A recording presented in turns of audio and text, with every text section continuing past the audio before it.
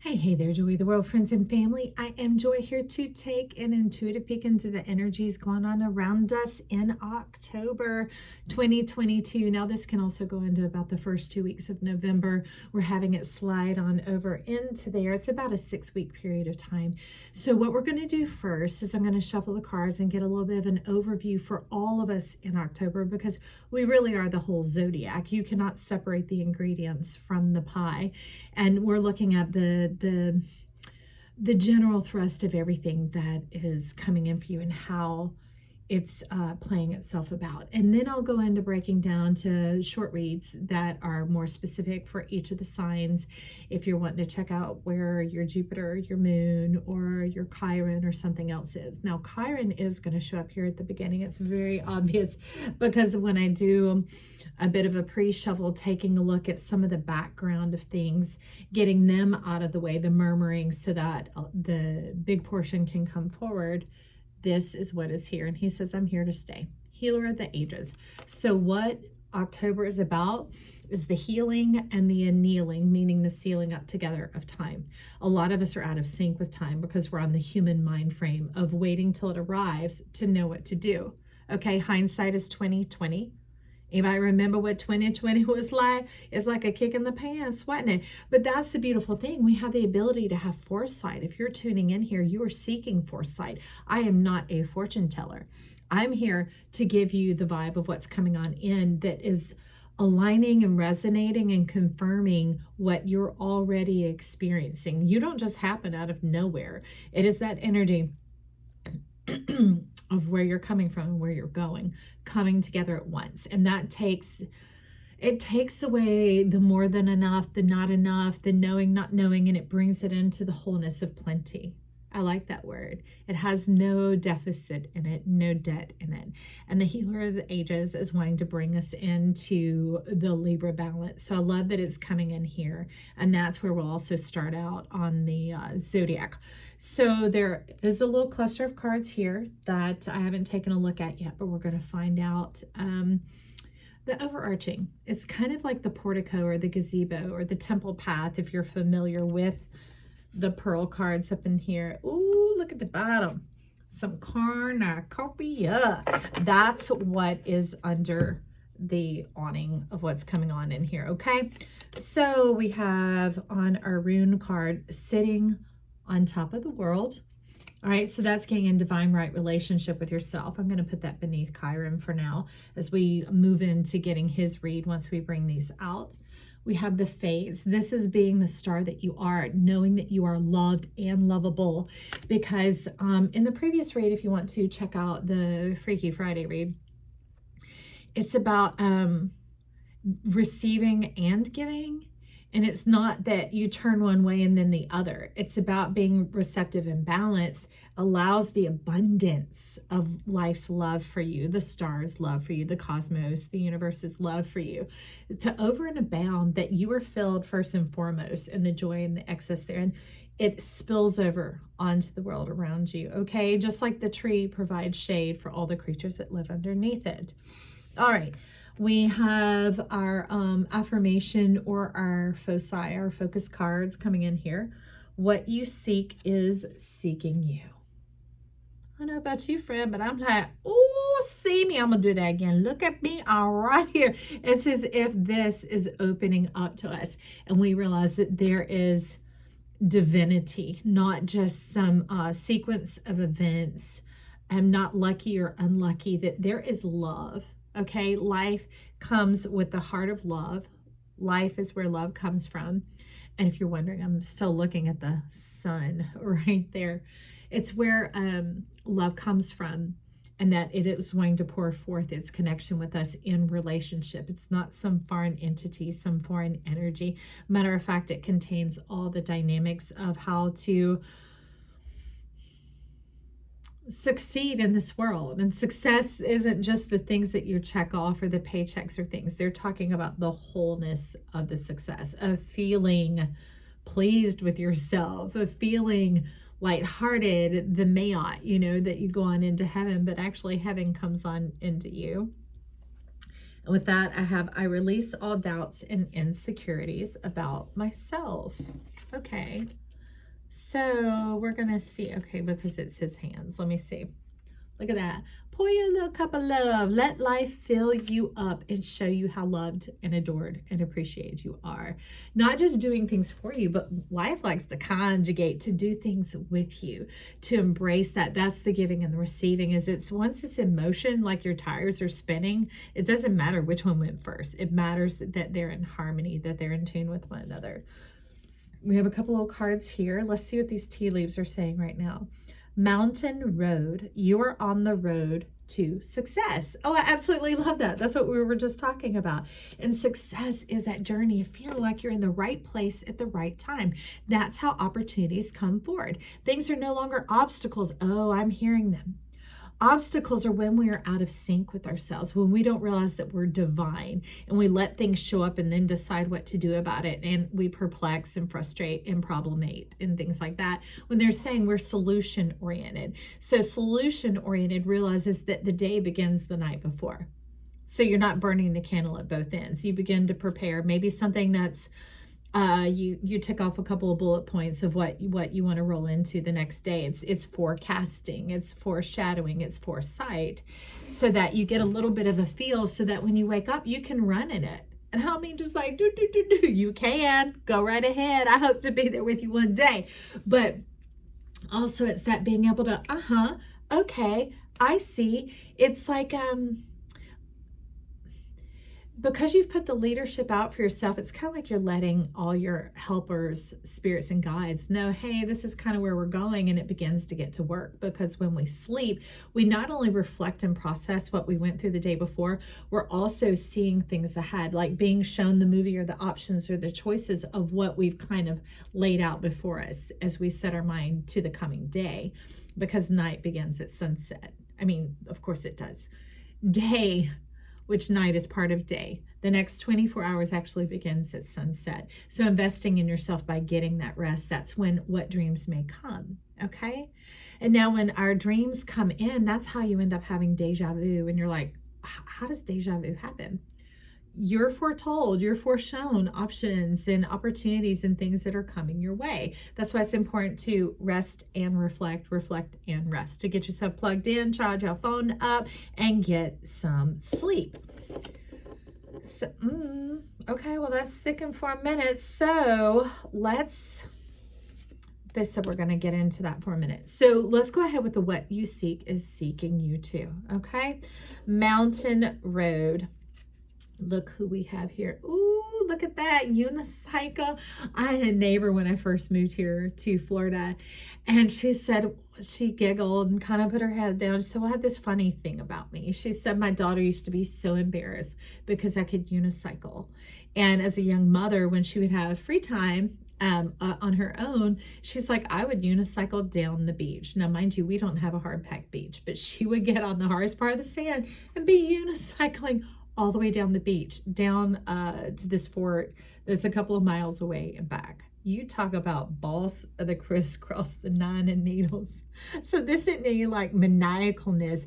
It's being able to stitch it all together, to bring it all together, to make the fine raiment and garment that you wear. What is that? Your mantle of praise, your mantle of pleasure, your own covering. I love that. That's what they're letting us know is a bit of that foresight. Because remember, the seek and the seeking in that word is to see, to notice. Like the spirograph, when we're on that ride at the fair, maybe the scrambler that's like going all here and there, we don't actually see the pattern or perceive what we're experiencing in our body, okay? And that's what Nine and Needles in the Splits coming here to say.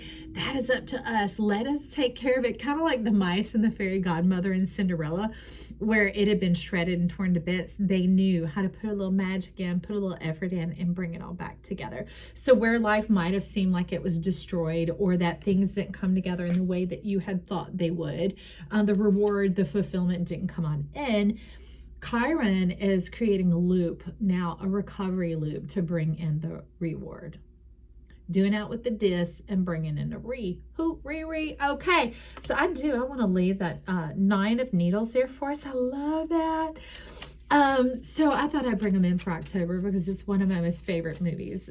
Jack was one of the most beautiful creatures I've ever seen. And it's because he fully embraced who he was, so much so that he felt like there wasn't anything else to explore and got carried away with a whole different world, right? And in the end realized he could come back to himself and live fully where he's at. It's kind of like a Wizard of Oz type story. Ooh, here we have the Wheel of Fortune. Get it spinning. That's like the saw blade, not come to run you over or to cut you down or to mow you over, but it's to begin to get those wheels turning, the wheels of the mind that begin to... They're talking about put the groove in the record. It's your soul song being etched into kind of like the samskara of life, but it's not a rut or a routine. It's something that is, they're talking about decorative, adornment, personal achievement. I really like that because it's coming in with Mountain Road. You are on the road to success. So maybe you haven't noticed what all the work has already been done, carving in because it's just felt hard and tenuous and difficult. And Healer of the Ages is flashing a fire up there, okay? So along with them, we're going to bring in the True Heart Tarot. At the bottom is Judgment. I just got to tell you what I say. I mean, what I see, because I got to say what I see. Everyone is reaching up for you. You know that, how does it say? Can't beat them, join them. Well, that's kind of what's been going on here. You feel like maybe you've been beaten by life. Maybe no victory, lots of loss, difficulty, hard time seeing the bigger picture, maybe jaded, blinded, once bitten, twice shy, all of that. There's a bit of reluctance or reticency. They were talking about the inward hermit this morning in my meditation walk on the beach. And they're wanting to bring you forward in the fullness of confidence of look at this release of your spirit. That's the kind of letting go that the Fates has here, is trusting. It's like wrapping yourself up in your arms, but letting your feet go, beginning to free yourself up to move about into these patterns. That is the true justice. The path is already paved. I like that. What I'm saying is they reaching up like, woo, you're so fine. You haven't even looked in the mirror, baby. You are awesome. Look at your radiance. Look at your divinity. Look at the support that you have. You are heavenly, heaven sent. 10 of Wands. But there seems to be a bit of still some deep suppression, of feeling like there's some dental work, some self-examination. Maybe you're like me and you don't have perfect teeth. That's not what I'm talking about, but it's that you may think that you're not the ideal mold of what is looked up to, but the stars are coming along. Let me pause it right there with the Healer of the Ages. It says, let us take care of that. Let us be the decider of that. We simply want you to arrive on the scene, to open up to possibility. Absolutely love that. So this is going ahead and stepping into the Chiron read, and then Chiron's going to move us into like a cosmological honeycomb to get some milk and honey. And then, ooh, we got the 10 of discs, graduating from life university. No more right and wrong, just accurate. No more up and down. It's wherever you please. No more feeling bad or out of joint or out of sorts. It's literally being perfect and divine, exactly as you are, right in the here and now, where it all comes together. Okay, so tell us a little bit about this. Traveling on the road to success. Thank you, 9 of Needles and Wheel of Fortune, the 9 and the 10. Now here, do it again. Do it again. So it's about the spirals. The Fibonacci, it's a spiral. It is not a circle. You are not on a dead darn dang loop. Ace of Discs. Get ready to have so much abundance that you have plenty to share. Plenty to share. It's kind of like you're going to the movies and you get the jumbo bucket of popcorn, or some of them now allow you to get a subscription that you pay this one fee because maybe you love to go out to the movies because you love all the pageantry of it, of getting the big drink, of getting the, you know, that fake movie theater buttered oily stuff all over it because it smells good and it feels good and you get to take in the big picture. And so you pay this little fee, and each time you come, it costs you next to nothing because you've paid up front. You have paid up front, you old school baby. You did it on layaway, not on credit. Not on credit. And so the healer of ages here is saying, I'm here to give you credit. I'm here to thank you, to appreciate you, and to honor you with what? This, the abundance. It's like that connection with your fellow man of people finally getting who you are and where you're coming from. Why? Because you've now set your vision on where you're going. When you begin to rest and reflect, you go into the evening tide instead of trying to figure out what else you can squeeze in or what else you can, how you can turn away from the next day by Netflixing one more and watching one more and one more. And you're instead like, I don't want more this day. I'm ready to prepare for what's to come. And you're like, I'm ready for the ching, ching, ching, the golden pot at the end of the rainbow, on the other side of the rainbow. Okay, because when that sun comes up, it is on to bang a gong. Talking about the deep here. How do I want to? Okay, we're going to touch the deep. Let's touch the deep with this. On this Ace of Discs, I'm asking the Ace of Discs, what is it? What exactly? Oh, I don't know if you saw, I didn't see it. Look. Do you see the eye inside this star that you are? Oh, it's knowable. You truly are seeking, and you will be seen. You will see yourself. Trust yourself. Trust what is coming in. And look at it with a bit of excitement as opposed to trepidation. They can kind of feel the same because they're kind of these quavering energies. So rather than writing the old script and eating already chewed up bubble gum and vomit and all those other things that have already been processed, Chiron is here like, no, embrace the new. Embrace the new and take it in is like, okay, I'm a little excited. I'm looking forward to this. I kind of feel it bubbling up. It's going to be something good. It's going to be something great. Opportunities are coming my way. Life loves me. We are creating together. I know it's been hard, but it's been worth it. It has been worth it. And I'm about to see what it's all about. It is coming towards me. I have guidance. I have the help. I have the support and assistance I need. Okay, in your own words, of course. But so at the bottom we have the Jaguar, the release. Anytime about release, you'll go on this power from between your legs. It's like when you release yourself into this flow, it's like a boat finally being untethered from the dock. And they're saying it's all downhill from here. It's all downstream from here because apparently, oh, you're at the top. You're up here. You've been lurking in your lurmkin. Okay, if any of you have seen, I don't know if they say it in the Dr. Seuss Lorax movie, but oh yeah, who is that? I see you coming out of the lurmkin. Do away with the regret, the guilt, the heavy heart, the heartache, those type of things. How? I don't know, but by setting yourself forth, going, okay, life, you're helping me change my mind one day at a time. You're helping me change my mind one moment at a time. And that mind isn't just the thinking. We're talking about the belly mind, that feeling, that experience. And not proving it to you, but supporting you in that movement forward, okay? And it's the hyena, okay? We're moving into this delicious life because that is what the Jaguar is showing us here. All right, into your pure perfect potential, but no longer the latent potential. Okay, I see you again. There you are.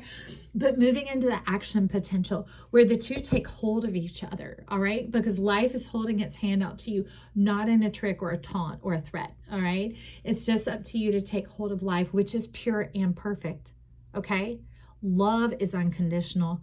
Life is everything. And when you take hold of it, the lightning is going to strike from heaven and magic will begin to occur.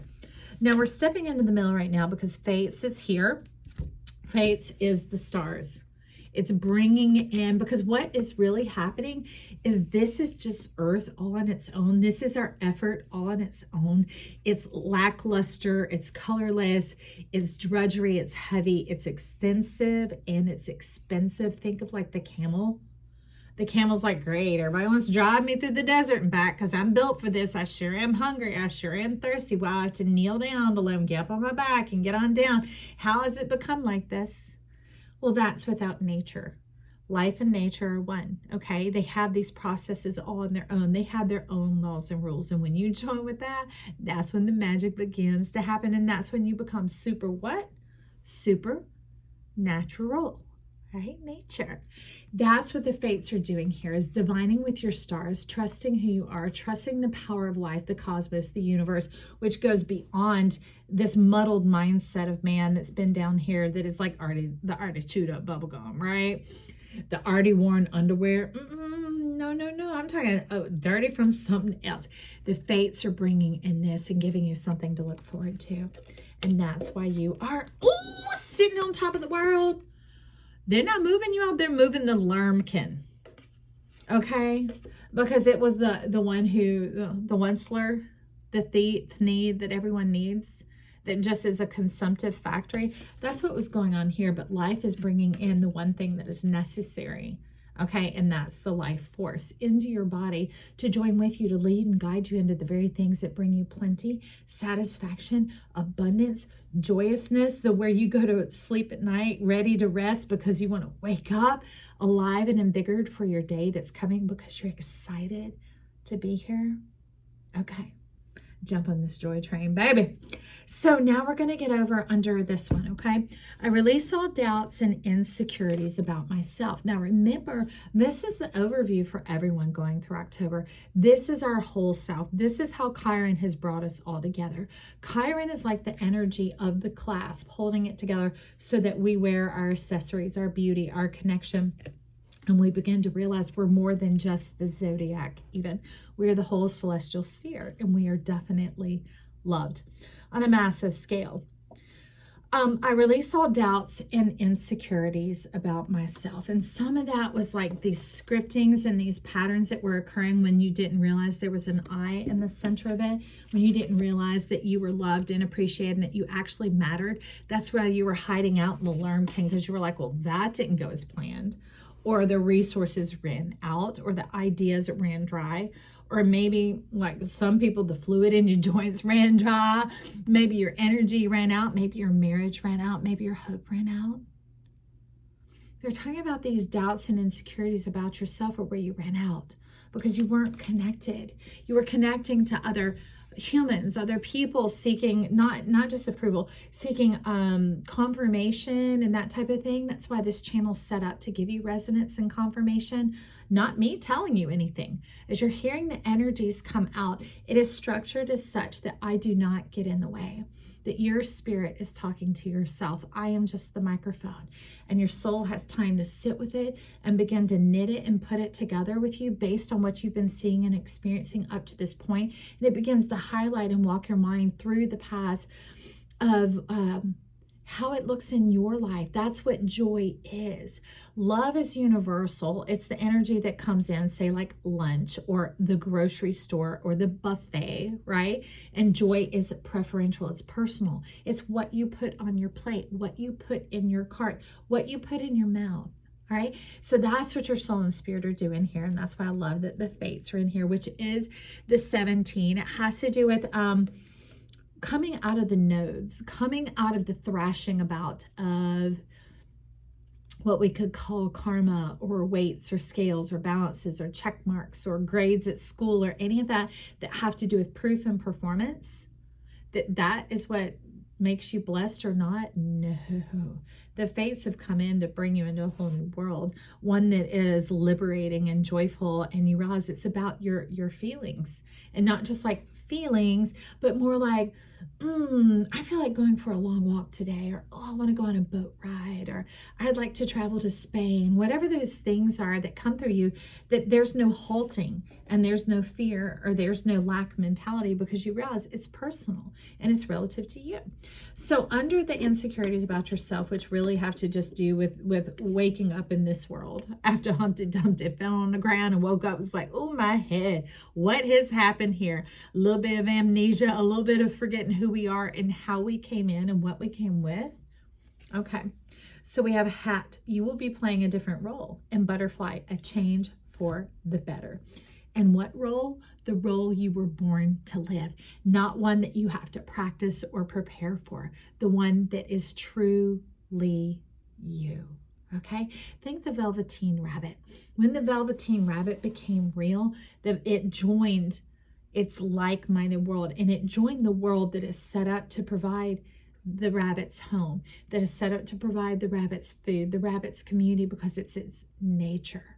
So you're going to be happening into what is natural for you. Think of it like tailor-made custom fit. And as Taylor was showing up, y'all, I rarely listen to the radio, but the other day, for some reason, I had to have it on instead of my playlists through my music app, and Shake It Off came on. And it's time to just shake that old dust off. Shake this old mindset off. Shake where you've been searching for water, because there is none. And they're talking about that cosmic divine water, the ideas that are everlasting, that lead to your exaltation, that lead to more creativity and abundance in this spark of life. Ooh, Gila, the ages is lighting up with that. He's like, straight up, strike, Joy, right up in the middle. You bowling a perfect game, friend. And some of you maybe go bowling. It is lots of fun. I don't know if these last few years have dried you up where you forgot what it was like to feel like yourself, to feel like having fun, that when you go, that it is actually fun, that it's taking off that wet blanket, the things that have dampened you or hampered you or held you down or back. That's where the butterfly's coming. A change for the better. And while they don't have backpacks, they're like, woo, when you've been where I've been and been through what I've been through, you don't want anything stifling you or tying you up or binding you up. You want the liberation.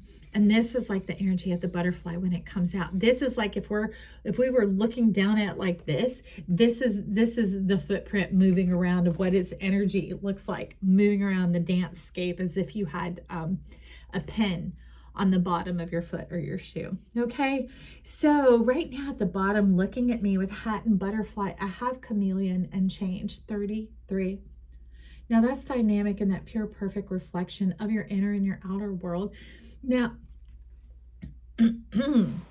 abundant, yes. Now I'll tell you at the south pole of the sky, at the center of the sky, we have the chameleon, which sits right there with, I believe it's maybe 8 other constellations. The octans, and 8 is great. This is your energy that what goes out from you returns to you, and it's in perfect balance. You don't have to try and control it. You don't have to have meetings to try and negotiate it. It's even past that. It's not even just the fighting and the competing for it. You don't have to negotiate. You're not having to try and win favor. That's the beautiful thing about this. Remember, you're already highly favored. You're loved, you're blessed, you're adored. And they're offering this to you now. But the thing is, they need your permission. Life has the key to your heart, to your door, but it still knocks. Asking, may I come in? That's what the knock is. It is an ask. And the same as it's asking to come in, you are free to knock back and ask and be like, hey, I really would appreciate a new car, or new to me car, or this car, or that car, or I'd really appreciate a place that's cozy, warm, and dry with rent that seems to sit well with who I am, or a house payment or a mortgage, whatever it is, okay? So it's just beginning to dialogue and have that relationship, because that's what the relationship is. It's a trust. It goes both ways. And it's not a tit for a tat. It's beautiful and organic and precisely who you are. And with that, we have number 1 coming in with the 33. Peace and gorilla. Finding your still point. Finding your still point in it and knowing that you are worthy and valuable. That's the kind of love that's here, because only love is love. It's unconditional. It is that peace. It passes all understanding, because you're not being graded here. And in order to understand, you have to go through it, right? But they're offering to come through it with you, which is not the test, the death, and then the resurrection. It has to do with walking through it and showing, oh, look over there, make your turn here, adjust your speed here. Oh, let's rest for the night here. It is a journey. It is an experience. It's divine and beautiful. So let's see if there's anything else about this hat and butterfly, the change for the better in playing a different role. Well, so we have seahorse, equality. There's that balance. Remember the 8, the lemniscate. It's beautiful. It is great. Is that healer of the ages. And it's what begins to allow you to shine and divine. That after a while, you're not having to wonder your left hand or your right, good or bad, for me, not for me, have not. You begin to live from the center of your truth of who you are. It's like you're magnetized and drawn to that which is created for you. Because when you go into that creatorship of starting the night before, because that is when the 24-hour cycle begins, you're in rhythm. You're in sync. You are in tune. You're not the Backstreet Boys. Just kidding. I don't know. You're in sync with yourself, okay? So that's what the seahorse and the equality is talking about here. Not having to decide 50-50, 100-100, doing away with the scales of measuring. That's the judgment that they're talking about. You're not having to reason, because even reasoning puts you out of balance with your truth. It puts you slightly off, and you begin to build up any sort of momentum, and that thing is going to fling you out of there. And that's what they're doing away with here. So now we have the 34, which comes, remember when the 1 and the 33, that chameleon and the gorilla come together? Somehow, when a chameleon and a gorilla get together, they got a tiger. And they're talking about that being right here, right now. Why? We're still in the year of the tiger. We're still in the year of the tiger, like through January, maybe into February, when we are going to have a lot more planetary shifts. So this is echoing out the effects all the way through then. It gets into the Big Dipper effect, or the Venus effect, where 6 months of the year we're sowing and 6 months of the year we're reaping. And actually we're sowing all 12 and reaping all 12. But after a 6-month period, we now begin to reap what we have been living and doing during that time. They're not these inseparable acts they're not these separate acts that we think they are. They're inseparate, they're intrinsic, they're whole and holistic. And that's what Tiger is here to do, is to bring you into the wholeness. And I love it. Lakshmi showing up here with 8 arms. No, 1, 2, 3, 4, 5, 10. Perfect 10, do it again. Coming in through the Capricorn. Okay, so they're telling me specifically to the end of the Capricorn season. So that's somewhere around January 21st to the 23rd. It could even go up to like the 25th or the 27th, because there's this bit of like crossover days, the taper going on, and the emerald energy and the golden self coming on in. Ooh, that still point. It's not still mean like nothing going on. It is still like everything. You know, if you've ever looked at maps, sometimes you'll see it that has the lines going one way and then going the other. Well, if we're looking down at the earth, those are the ley lines. They're latitude and longitude. They help gauge and track. This city is here and here, and this city is there and there, but we also have the gravitational point, the one that comes from the cosmos down to us, and then it penetrates down into the earth. So that's the dynamic of what we have going on here. So your life will become Wonkavated, just like Charlie in the Chocolate Factory when he chose to be true to his heart. Don't you find it odd that the gobstopper wasn't round? It looked a lot like this, because it's very much talking about the Merkaba, the Wonkavator, the here, there, and everywhere, but not in everybody else's business. That's the beautiful thing about it, because you're in the center of who you are. You're in your pure, perfect magic. You're choosing to abstain from the scales of man's mind, the tipping and the tilting, the rocking of the boat. And you're like, why? This is my relationship with myself. I don't have to test it or prove it. I get to trust it. I get to live it. I'll trade that. Test for trust. Yeah, I'll step into that live for whatever the other word was, back it up 2 clicks, and you'll find out. I'll watch this too, and I'll find out for myself. And under that, we have the leadership, the elephant. That's this whole new mindset coming on in, charging you up, firing you up with like the excitement of life. You know how children are when they wake up on Christmas morning, they're like, oh, yes. You being able to have that perpetual feeling without being stuck in a perpetual winter or summer, depending on wherever you live, whichever hemisphere you live in, okay? So I'm going to put some of these away, well, all of these. Actually, I'm going to stack them back here. I'm going to put them all away like this in case he has us revisiting. I'm excited about everything going on here. I'm excited to know that we're sitting on top of the world. I'm choosing to do away with trepidation, or like, I know how this goes. I hope, I believe, I see signs. Yes. Oh my God, bad stuff's happening. I think it's really, I'm wrong again. And then resurrecting again, and then closing up again. And no. I'm excited. I'm really doing the work myself also of like, hold your trust, and shifting my mind. When it tries to come at me with a problem, I instead turn it to thinking about the solution. Instead of thinking about the problem, trying to get a solution, that's one direction. North is north, it's not south. All right, I turn it around and I begin to head south to return back to home. And I see kind of like this, that cosmic creation. And I'm like, no. We're paying attention this time. We're fully here this time. We're investing ourselves this time. We're coming into the knowledge. I hear and I know this. I'm not repeating those old patterns. I'm not going to be triggered and be tricked into giving up my birthright, my happiness, my truth, my joy. So I'm going through that also. All right. Ace of Disc. I am going to keep you there because you have the eyeballs. So let me get a sip of water, and then we're going to tap into starting out with Libra.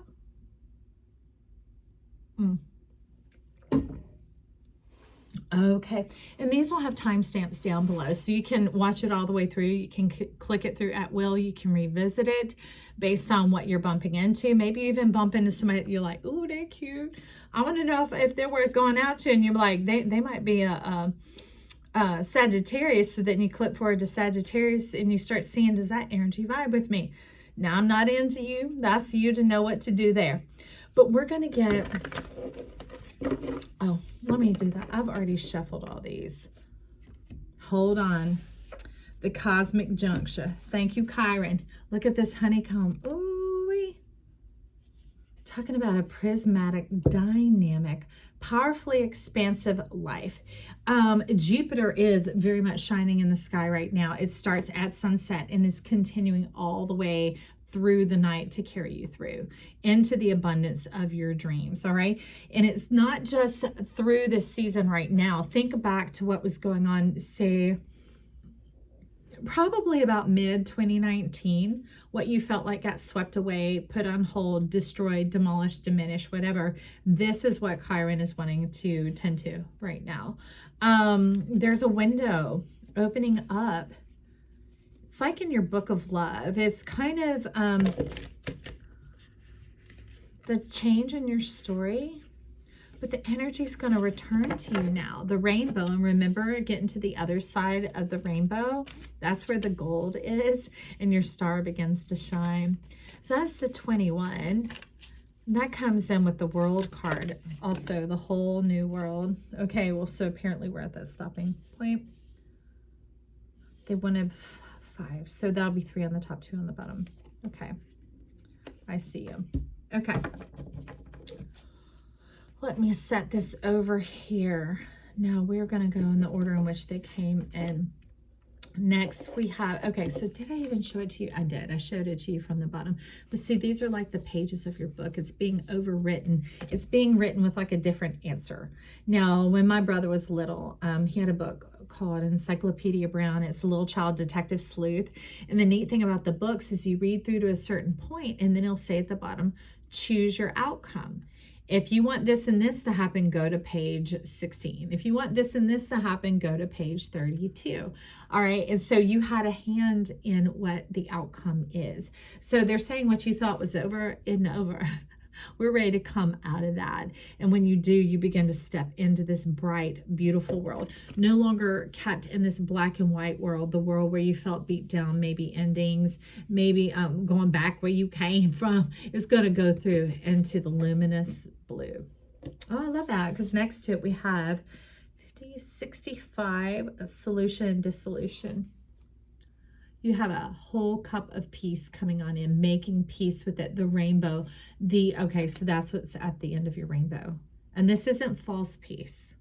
This is peace that passes all understanding. This is what understanding is here. It's limited, and it's dark, and it's muddy, and it's muggy, and it's hot, and it's steamy, and it's like you're being cooked up in an oven.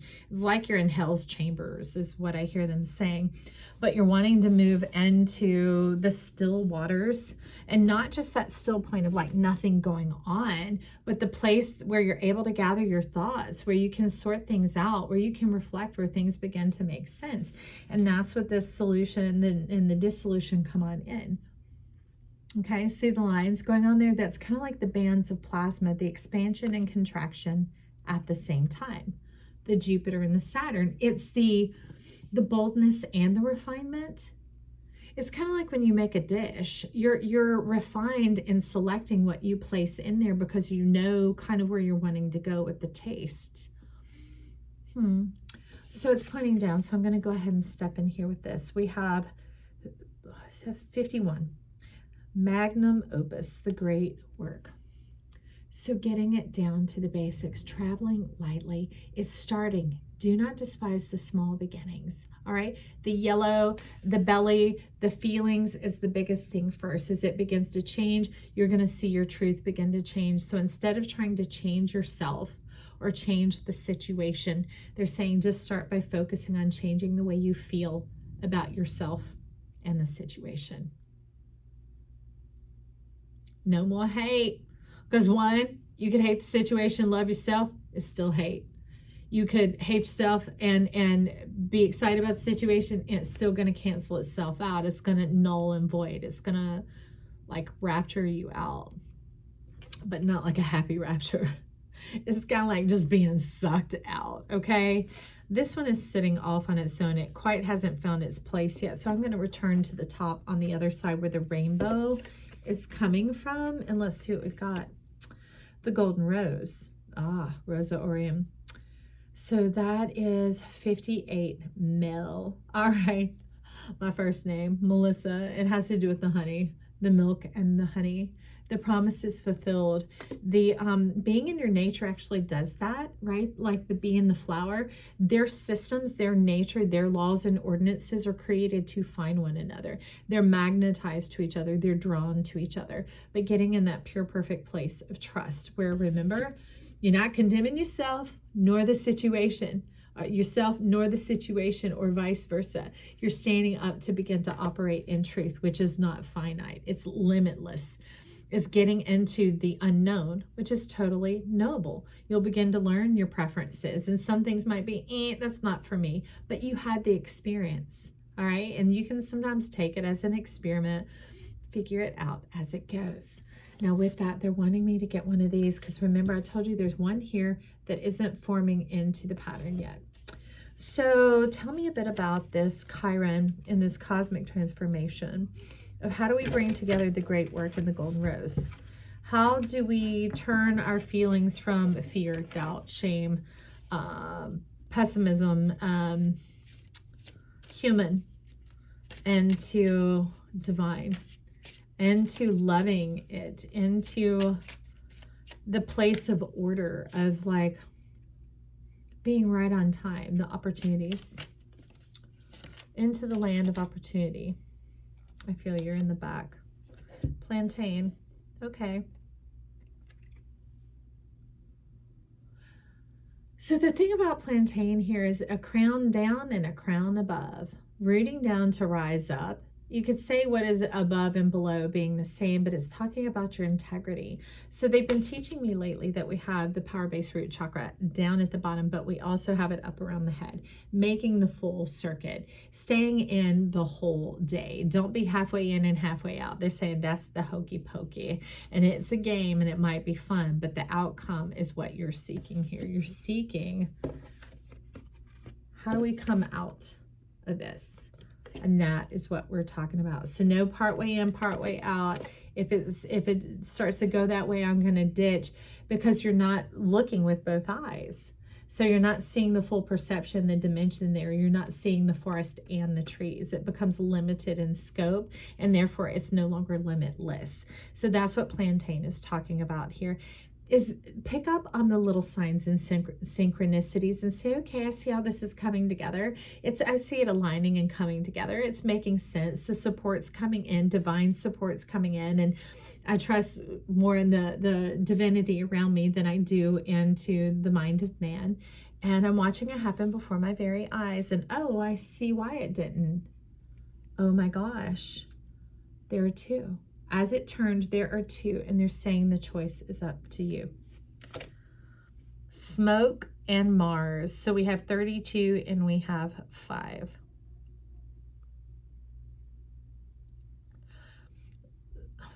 They're talking about a bit of ancestral hate, a bit of holding conviction and condemnation against the mother. I mean, it's right there. You know what? Because one mark on our body that we don't talk about is our navel, our belly button. But that's the goblet, the cup of peace that they're talking about here, peace that passes all understanding. One thing that cleared it up for me is to know that's where I came through. They're not where I came from. So at that point, it means I can continue to go. I don't have to try and fight the things, the battles that maybe they haven't overcome or won. I don't have to fight the ones that I might have had to endure. I could just shed it all and be like, okay. Just like on the GPS, I put in where I'm at, and then I put in where I'm going. I said the focus and the beauty is more on where you're going, because it blinds you to your own truth. And when you're seeing with the one eye, it's just like if I said, okay, grab your foot in your hand, your right or your left, it doesn't matter which, and now hop all the way to your destination. Hop through the grocery store, hop through your workout, hop through the beach, you know? And they're like, no, hop, skip, and jump. Hop, skip, and jump. In the blink of an eye, you're going to be right where you're always meant to be. Nothing and no one's holding out on you. You were not disenfranchised or born into something that could detract or separate you from your truth. Now, it might have been the experience, of course. We've all faced many difficulties and challenges and things that can make our head spin or cause us to wonder. But that's where Mars is coming in, is going, kind of like you had it all along, Dorothy. Your power button is right inside of here. Your permission is inside your hand. Look at all this energy drawing and connecting with you. Now, mind you, the energy is pulled from where it has been stored. When the atmosphere splits, it pulls the lightning, the energy, the stored kinetic energy into balance with itself. So that has the golden pearl right there. It's in your pinky.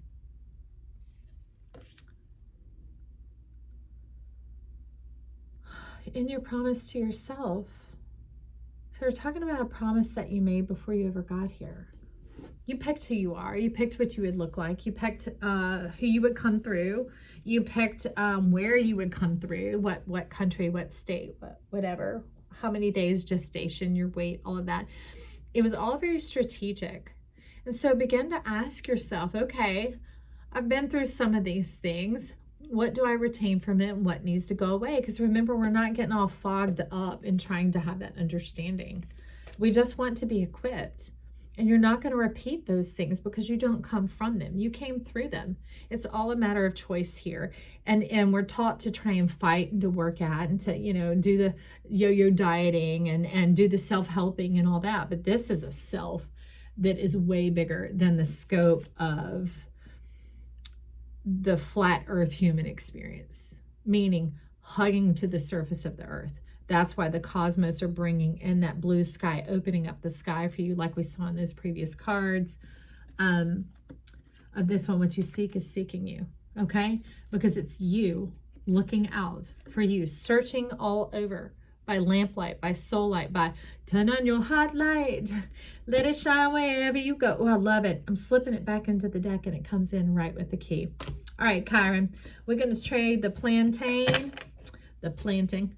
for the key. And so I'm going to put this key up here with that Ace of Discs and sitting on top of the world. And now let's see about this Mars, about the power in our hands and the power of our permission, as well as our promise to ourselves. So we're going to find out a bit about Libra's promise to oneself so that you can bring forward the beauty and divinement of your life in this month. This is a rapturous month. It is a quick pace, quick moving month. I love it because it's in the balance of the earth and the fire, which is like the sun warming the earth to bring forth the produce. We're going to dance along with individual cards of each kind. So let's start with crystal help. So we're going to bring in the crystal assistants first. So we're coming in for Libra.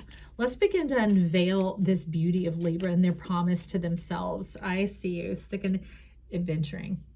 You want life to be an adventure, not like a nail-biting, hanging by a thread type thing. You're talking about that wealth and abundance type, the thing that is very satisfying and fulfilling that takes away the exchange.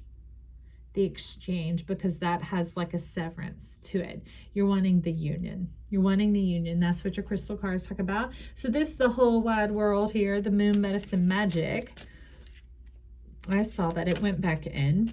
So we're looking for Libra and their promise to themselves, their divine promise that the fates are bringing on in the help and the assistance for us. Where can they turn their focus this month and begin to appreciate themselves as calendula?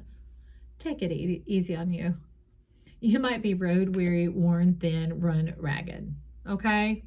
Calendula's like, not they love me not. It's like, I love me, I love me, I love me.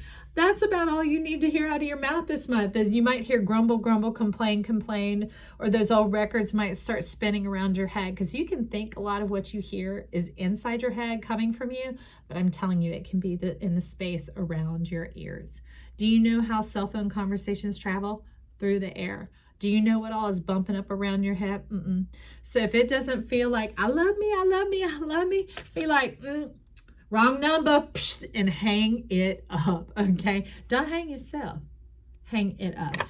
And they're having me look up to the tea leaf here. Ooh, what's at the split? Work, achievement, and success. Now, this work isn't labor, okay? And it's pulling one off the top. Let's see what that means.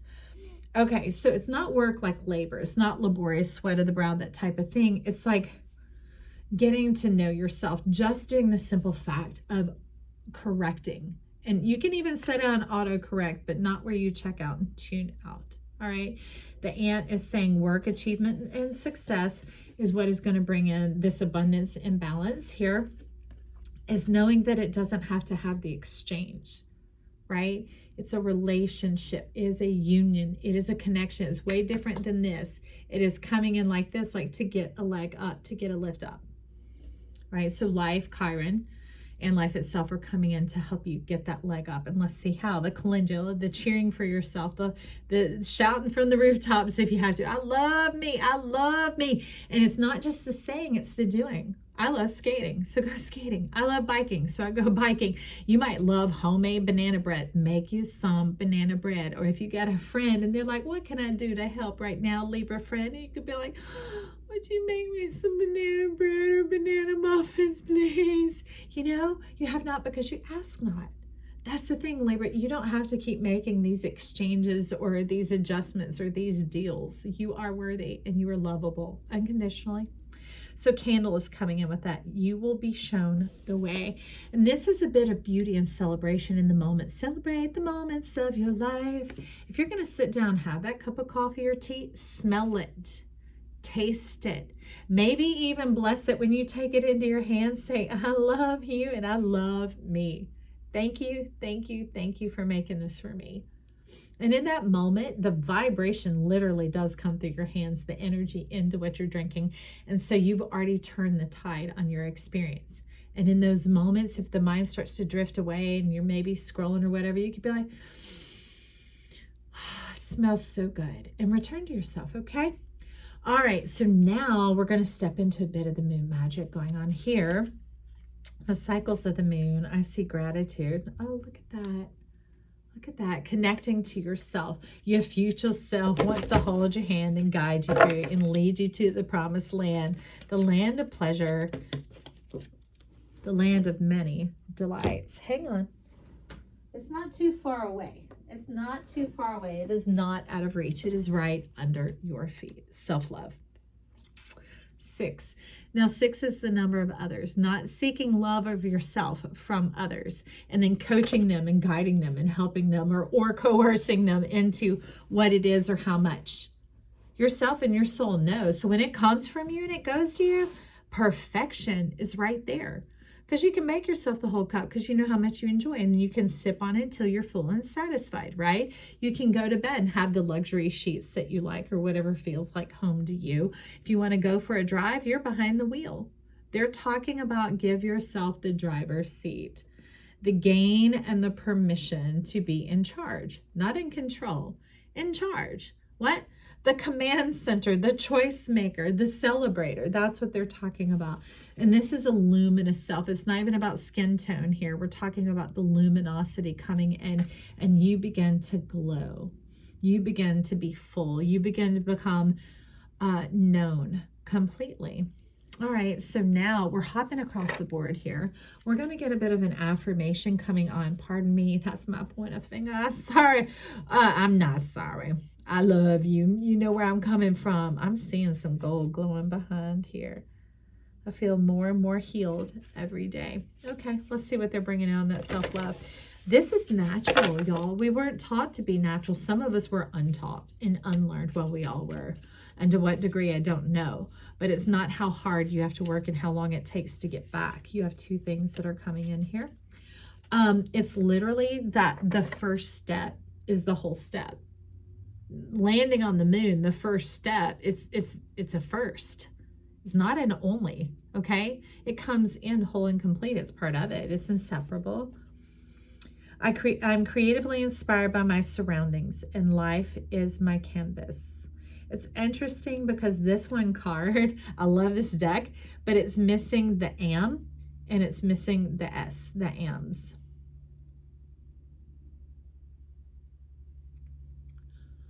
Feel like something is missing from your life. That's someone for many of you. Okay.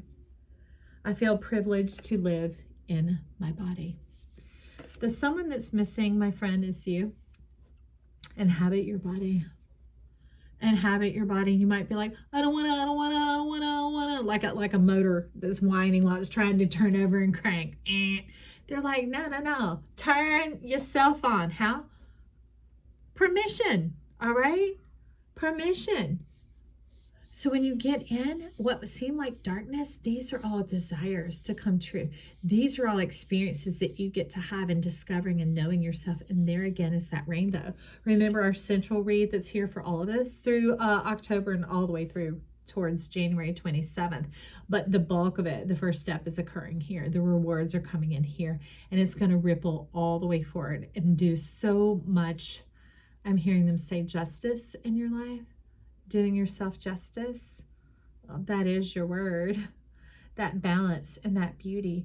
And I love it. Okay, because see, even the stars are rainbow, so it's like nebula. It's pulling it up from the depths into you. I see why it's going all the way through Capricorn, because Capricorn is the garnet. It is the gemstone going into the depths of the earth and bringing up where we came from. Our truth, our nature. Let's straighten these up. Let's get in here. I want to get a couple of support cards. Oop. They volunteered. Y'all, I love this. I love you guys. All right, Libra. So it fell onto the self-love. And even though these are facets of what your mind is thinking on and how your wisdom is answering you, let's see a little bit of these limitless possibilities. That's why I've trimmed all these cards and removed the borders and the boundaries so that it's freely accessible to us right now. No place like home, and breathe. Oh, I love it. Because I would put no place like home with this. You are home. Home is where the heart is. Invest your heart in yourself. You are your true love. And when you operate in that, you become true and you become truth. And they say living your best life, but really living your truth is the best life because it's the accurate life. And therefore the things that come to you, not then having it great inside of you and then having to like Ginsu knife, sushi it up and figure out how to deal with the world outside of you. True is that wholeness coming on in. Remember you might check out the Freaky Friday reading where they're talking about the white light, where you're holding your own hand, giving yourself that leg up. You're not having to translate your language or do anything else. It removes the power differential. It removes the friction. It removes the drag. It removes the taxation type interest that you're having to pay. Like getting an interest-free loan. Boy, that makes it so much more breathable for you. Oh, and breathe comes in about being creatively inspired. To inspire is to breathe in, to uplift. Look how similar their energies are. So focusing on your breath. Remember we were talking about the tea or the coffee or the food or the bread or the whatever, or maybe the fresh air in the morning or opening the windows in the house so that when you move about, you get to have a change of state. States that are free, that you don't have to buy or regret the next day. Okay, Libra. I know lots of Libras. The struggle's real, right? And we're all the whole zodiac. So just remember that the state when you begin to feel off kilter and go, okay, I need to do this, I need to do that. The need, that word alone is already letting you know that you're getting out beyond yourself. Can you imagine if I were to stretch and reach right now and I'm stretched beyond my center point and I'm so far off, I'm going to tumble and fall. Okay, and they're wanting to keep you into the beauty of who you are. That you realize everything you need that's still coming forth from this Chiron is right here. The abundance is coming down in and on you. And they want to bless you first and nourish you first, because out of the abundance of that, out of the abundance of the heart, it naturally flows over. So let's get a color card to support that energy. Bronze, strengthen your body. And in this, I see your resolve. Your resolve to not keep putting yourself so far out, putting yourself out of whack. You've heard that? But they're saying putting yourself in whack, because when you get that far, you reach that far out your windshield, you might get whacked by the stop sign. You get what I'm saying? And they're saying stay in your lane, stay in your zone, stay in your center, because there's great reward there. I love it. Because in the shuffling, this one got kicked and spit out. 7, Scarlet, attracts success. That feeling of success is what you're talking about here, Libra. Not just the perception of success, the true, genuine thing that resonates in that vein with you, okay? I get it, vein, red, scarlet, arteries. So getting the return. And in this case, it's not knowing what the return will be. Pardon me as I cross my legs. I'm trying not to bump the desk. That return isn't going to look the same way as what your output was. So it says, don't sit there and think like the Libra scale. If I give love to this, then I am going to get this exact feeling back. No, it's like you put your coin in a candy machine, a bubblegum machine, out comes bubblegum. Do you see what I mean? So it's not something foreign or weird or fake or whatever. It's as simple as that. The investment, make sure you put it into what you're wanting to receive from it. Use your intellect, your divine intelligence and your knowledge and your soul spirit guide, taking you along to go, not, oh, I can't afford that, I wish I could have that. It's actually like looking at the money in your hand and going, that's not worth it. That's not for me right now. And then you move on. So you're not, hemming yourself into this condemnation where you feel like things are missing or lacking in your life. And you begin to really release and celebrate, appreciate who you are right now. Okay. So owl spirit at the bottom, that is wisdom for you right there. And that gives you wings to soar into what? That starry night and that acceptance of moving into your body, of appreciating who you are. I love it. They ain't going to mix. You're like, we're going to leave it right there. I'm like, what is this? Okay, I tried, and here we go. That owl spirit and that wisdom is coming in as part of your success, to know what seemed like your death and your ending, what seemed like your judgment and your lot in life, what seemed boring, what seemed put out of joint, is actually coming back to illumine your power to soar, to move quickly in it. What? Quickly forward into your success. It's making me look up here. I'm surrounded by love and support. Quickly into that experience of feeling loved and supported. By whom? By you first. Supported by your body, because you begin to put energy and interest into yourself. So tell us about this owl spirit wisdom and the energy and interest into oneself. Okay. So we have the moon and the 8 of cups.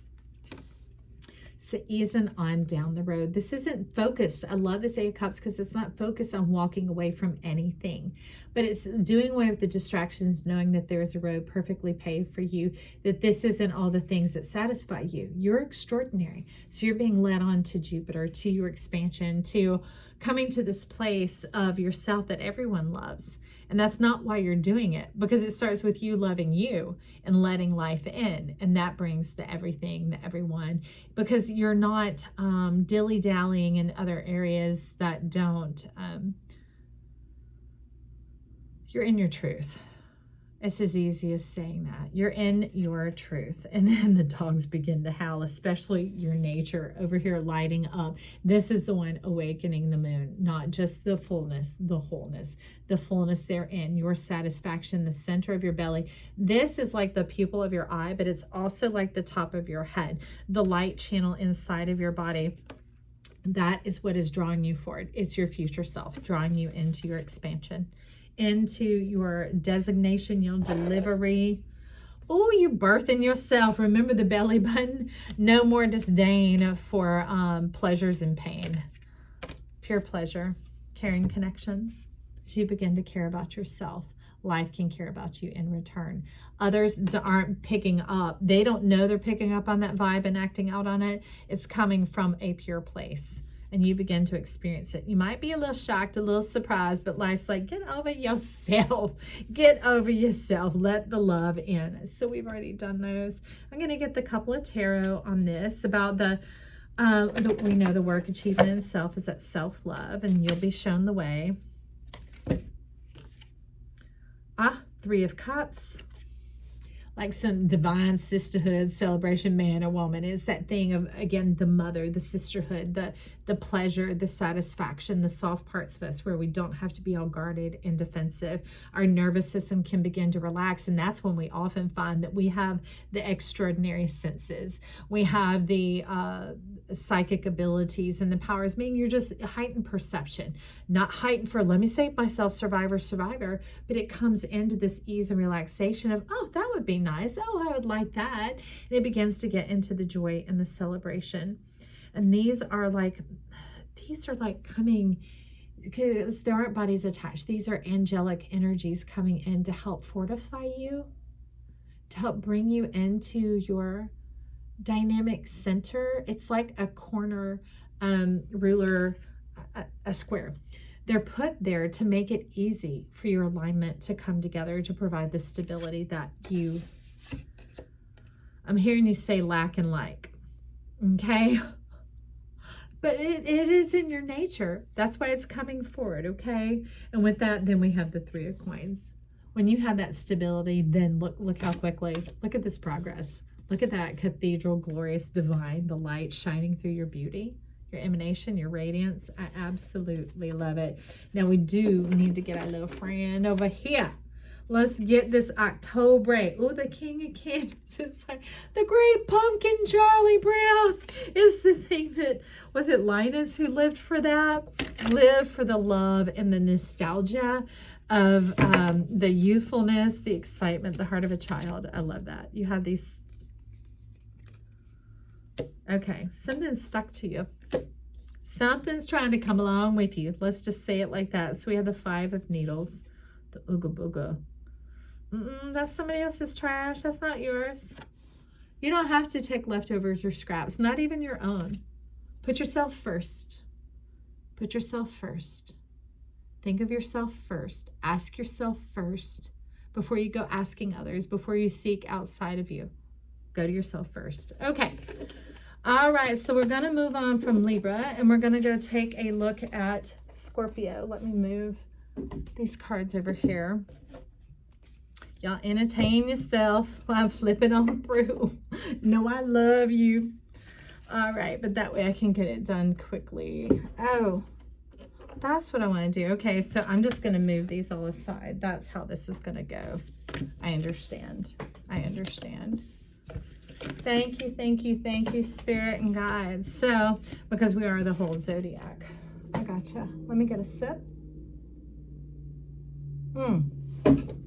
So now we're stepping into Scorpio. And by the way, your word Libra is balance for this next period of time, for this next 4 weeks, 6 weeks, and on and through towards the end of January. So a Scorpio, the word coming in is balance. Oh, I did see the time, 1:08. I get it. I get it next. So let's get a crystal for Scorpio coming in with their power. Citrine, you're talking about, give me some gold, give me some wealth, give me some prosperity. Well, okay, I hear you, Scorpio, but let's see what that looks like in this earthen form. What it looks like here on earth, so we can see what it is in heaven. Citrine for Scorpio, bringing in their power. I see love showing up.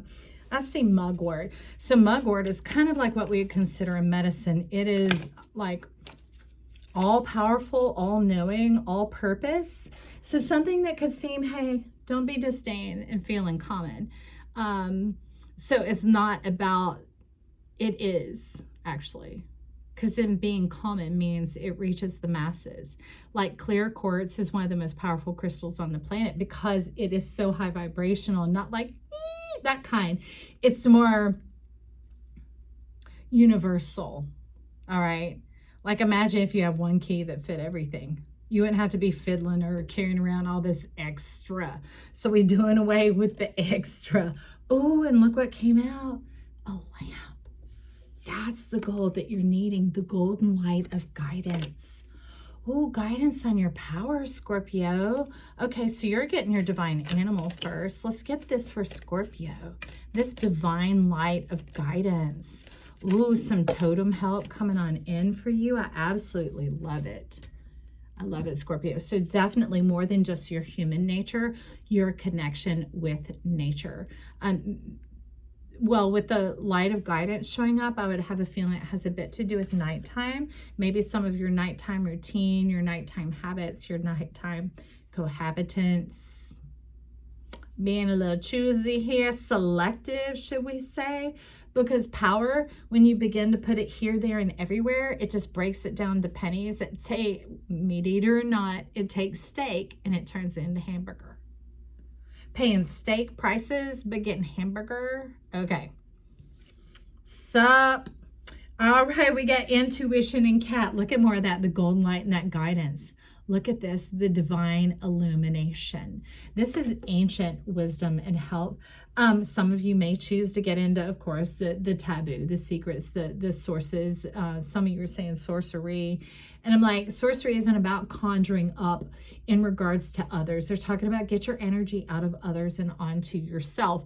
Not just like don't be having relationships. It's talking about the things that you seek and desire. Others aren't thwarting you from or throwing you amok or about. They're talking about going into the truth of who you are. And as you do, you really begin to drive the light into your center and you become laser precise. And as you do, you're not bringing in bits and baubles in excess into your hands that cloud you up. And you're talking about clout.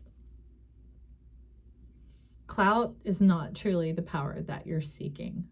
You're seeking something beyond. And with that, I've already stuck my hand on the tarot here.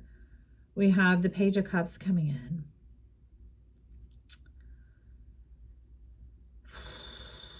So if we looked closely, the anemones and the clownfish, it only protects one kind. The others, you become dinner and lunch. So the realms that you need to go to, like the Pluto and that type of power, you were equipped to go there. And it's faster and more efficient when you go alone. So some of the things where you're feeling left out or you're feeling kind of like, I want that kind of cloud, I want that kind of appreciation, I want that kind of acknowledgement and love and whatever. It's actually something that it's way faster and more efficient and effective if you give this love to yourself. If you give this power to yourself, because when you're not always having to throw somebody else in or take that into consideration, it kind of causes a sting and a burn when you seek other people's input or approval and then you end up going with your own anyway. It's almost like a habit and a practice of seeking that out in order to give you something to resist, to move forward in. Now, as a massage therapist, in order for the bicep to work, we need the tricep to resist. But the thing is you're your whole system. So work within your own self and move past the resistance. That's like they're talking about a early developmental form of rising up. And here you're in the state where through meditation, that is this precision. Through meditation. Through meditation, you're able to move through the shadows, and those shadows are just the things. It's not like doubts.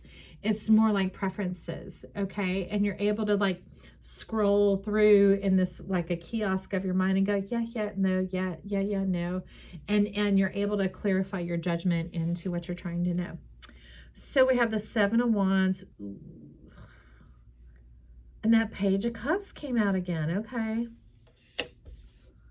So Page of Cups has to do with, so not being the clown, not being the jester, not playing a portion of yourself like to the environment around you, because you can be your true self and your whole self with yourself.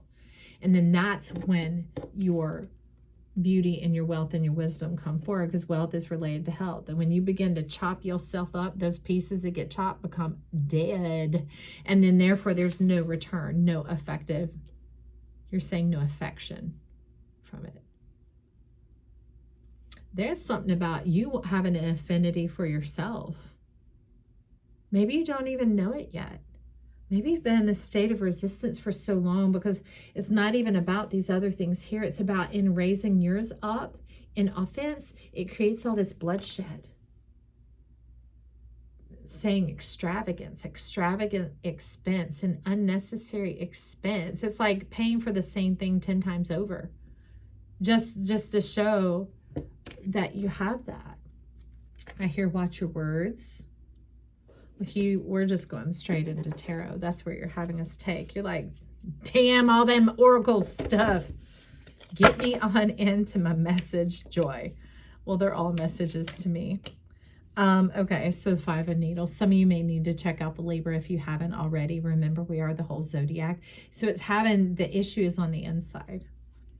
Having this distorted image of yourself. It's kind of like Jabba the Hutt. You know, this big, nasty, snotty, sluggy type thing that not too many people keep as pets, all right? And it leaves a glistening trail, which might be all shiny and enticing, but those are things that come to eat up your sweetness. They devour strawberries, right? And they're attracted to alcohol, right? Things that evaporate just like that. And that's the part of you that needs to go out, because this isn't you. This is not genuine and authentic. This is something that rose up in the early years as a way to adapt to an environment. It was kind of like a cloak or a cover that it could be the reason why this intensity came out of you. But as we know, Jack is intense with a passion, a happy, cheerful passion, a life-giving passion, a desire for everyone to be happy. Okay. You having me go for more tarot, so we will. What just skittered off on the bottom of the 9th disc. It's all about you, sunshine. You're like the hands on the clock, and you're like, what time is it? I said it's time for you to flourish and thrive, to have that affection and affinity for yourself, to be like, I love me, and not an arrogance, pride type of affinity, one that's really balanced and it feels true. True. Centered, okay, cosmic. And in this case, that's not a 3-sided triangle, it is 4-sided, because we also have the base.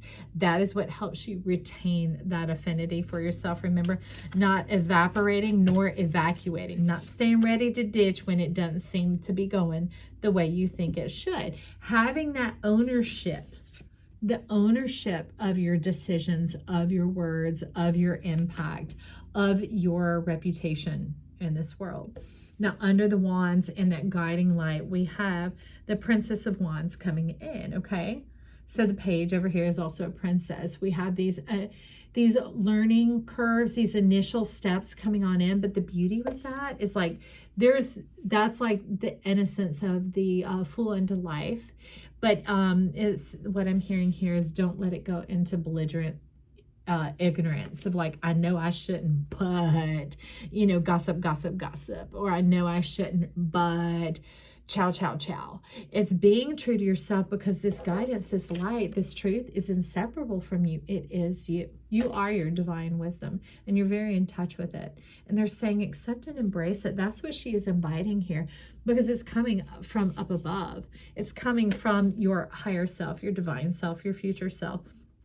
And it's bringing in this map of the ancients, the ancient ways. And it's talking about something about the lip and the chin. Your confidence. Your confidence in your truth, the fire flower. Not one to consume or destroy yourself nor others. You know, should be healthy self-talk and words. Okay? And then also thinking before you speak outwards, because they can be an all-consuming fire. But your staff is budding here. Not only that, it has beauty and it has adornment. It has wealth and power and prosperity, but it can't do both While it's doing one, it can't do the other. So they're saying really choose. Choose what matters to you and then live that. Commit yourself to it. Do you want power unto life, or do you want that power unto death? So at that point, it becomes innocence when you choose unto life. And that's where children are coming from. And that's how these amazing discoveries come about. It's coming about like George Washington Carver, when you go in open to learn from the experience, because there's more than just you being involved. There's nature being involved. There's elements being involved. There might be people being involved. And when you do that, you get such a great, your heart is lighting up here, such a greater reward. And not like, oh, you did good kind of reward. No, like this bringing in, this getting to taste, touch, feel, see, experience. And what? We're going to go into the moon here and we're going to see. Yes, we're going to see. Experience what? What is Scorpio experiencing here in this Princess of Wands? Ooh, you're like, I want the whole thing. I'm like, you can't. Get some help with your shopping cart, though. Release. Letting go. And some of you, there's a very strong Aquarian influence going on here. Now, with that, it's talking about the old earthen ways of earning and deserving, of the physical application of like, I know if I do this, then I get that. If I do this, I get that. They're talking about the renewing of your mind. Look at that power. Look at this guiding light, the golden compass up here. It brings you into the center of your chart. Into the center of your chart. And it's like you get to rise up out of the conditions that you've been living in. That's very interesting. It's very interesting. Into what? Blossoming, abundance, creativity. It's like going from being not just impotent and infertile, but going to being all-powerful and joyous. Like celebration. More gold. Look at you. At least it is harmonizing and all coming together. So that's the beauty of these messages here. They're meant to do that. And they're meant to resonate with you as well. It's to not just the specific things I'm saying. That's irrelevant. It's more of what is lighting up inside of you. What is your spirit bringing forward? What is your guide bringing forward? What does that time in meditation begin to say? How this sits and how it applies to you. Okay, so I love it. The Ariel's coming in, the second chakra, also coming in with Leo placement energy. You might check out Leo. You might check out Aquarius. We are the whole zodiac, and I'm wanting to count because they're 3, 6, 7. So you're talking about a return on your investments. Well, it'll happen here. They're talking about when you begin to invest in yourself by making those wise choices, by a bit of restraint, like making the effort to go the route that has the reward that you truly seek, as opposed to going, well, this scenario. I want that TV that costs XYZ, but I don't have that yet. And I want a TV today. So I'm just going to get this one because, you know, I'll just, whatever. You know, I can't this, or I'll get that later, whatever else it is. She's saying, Kat here is saying, take a second look. Be honest with yourself and go, you know what, it'll just be a matter of minutes until I'm able to get that. I really do want to focus my power and my energy and obtain that thing or this conference or this extra time that I have for myself each day to do health treatments or go walking or whatever it is, okay? That being able to arrange that. Don't shortchange yourself, because when you sell out now, you've sold out later too, and you'll end up spending more time, more energy, more effort, and it also denies yourself your truth. So it begins to say, you know, life, I really precisely, exactly, specifically want this one thing, but I'll take anything that falls around within this big of a scope of a space. Really, this one exact, but I'll really accept any of this. And so your mind has to go with the one that's more dominant, and usually where you take action shows it what is the more dominant feeling, the more dominant thought, and what you want to see showing up in your life. Okay, so we already picked that, and that. Let's get, do you want any of these? No, you're wanting one of these. All right, the sacred door for Scorpio here with that, about being specific, being true to yourself in obtaining things, experience life, but it's really about building your truth. I see you coming out quickly with nymph and beauty. And that's what beauty actually is. It's your truth. It's when your inside and your outside are the same. When they align, that's called integrity. And that's what you're talking about here, and is coming in alongside the cat, the 3 and the 7, the perfect 10, the 52, the 7 coming on in. So getting into that perfect return. It's like the key, the universal key. It fits perfectly. It fits you perfect, tailor-made, spirit sculpted and crafted. Okay.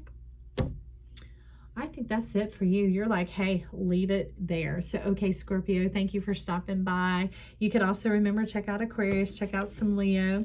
I'm going to toss these other things down. We're going to keep on moving, and I am glad you are here. Okay, let me see where we're at when I start this. So for Sagittarius is what is coming up next. I've got 124, no, 125. Okay, Sagittarius. Thank you for stepping on in here. We are going to, apparently we're starting here. You like some freaky deaky dack? You're like, ooh, I love me some Nightmare Before Christmas. And it's like, I'm poisoning myself. Things didn't go quite as I wanted. That is not what I meant to do. Well, what did you mean to do? Apparently whatever's here at the bottom. You meant to do what you meant to do. So somewhere, okay, somewhere there is a disjointedness between the procedure and the outcome, or the principle and the outcome. And what's laying down is the 10 of candles, and it's aimed at the 9 of needles. It's working against yourself. You might have been demonstrated that to you in your growing up years. Maybe it was something that was forced upon you in your developmental years of school, or whatever it was. It's like coming in the backwards way.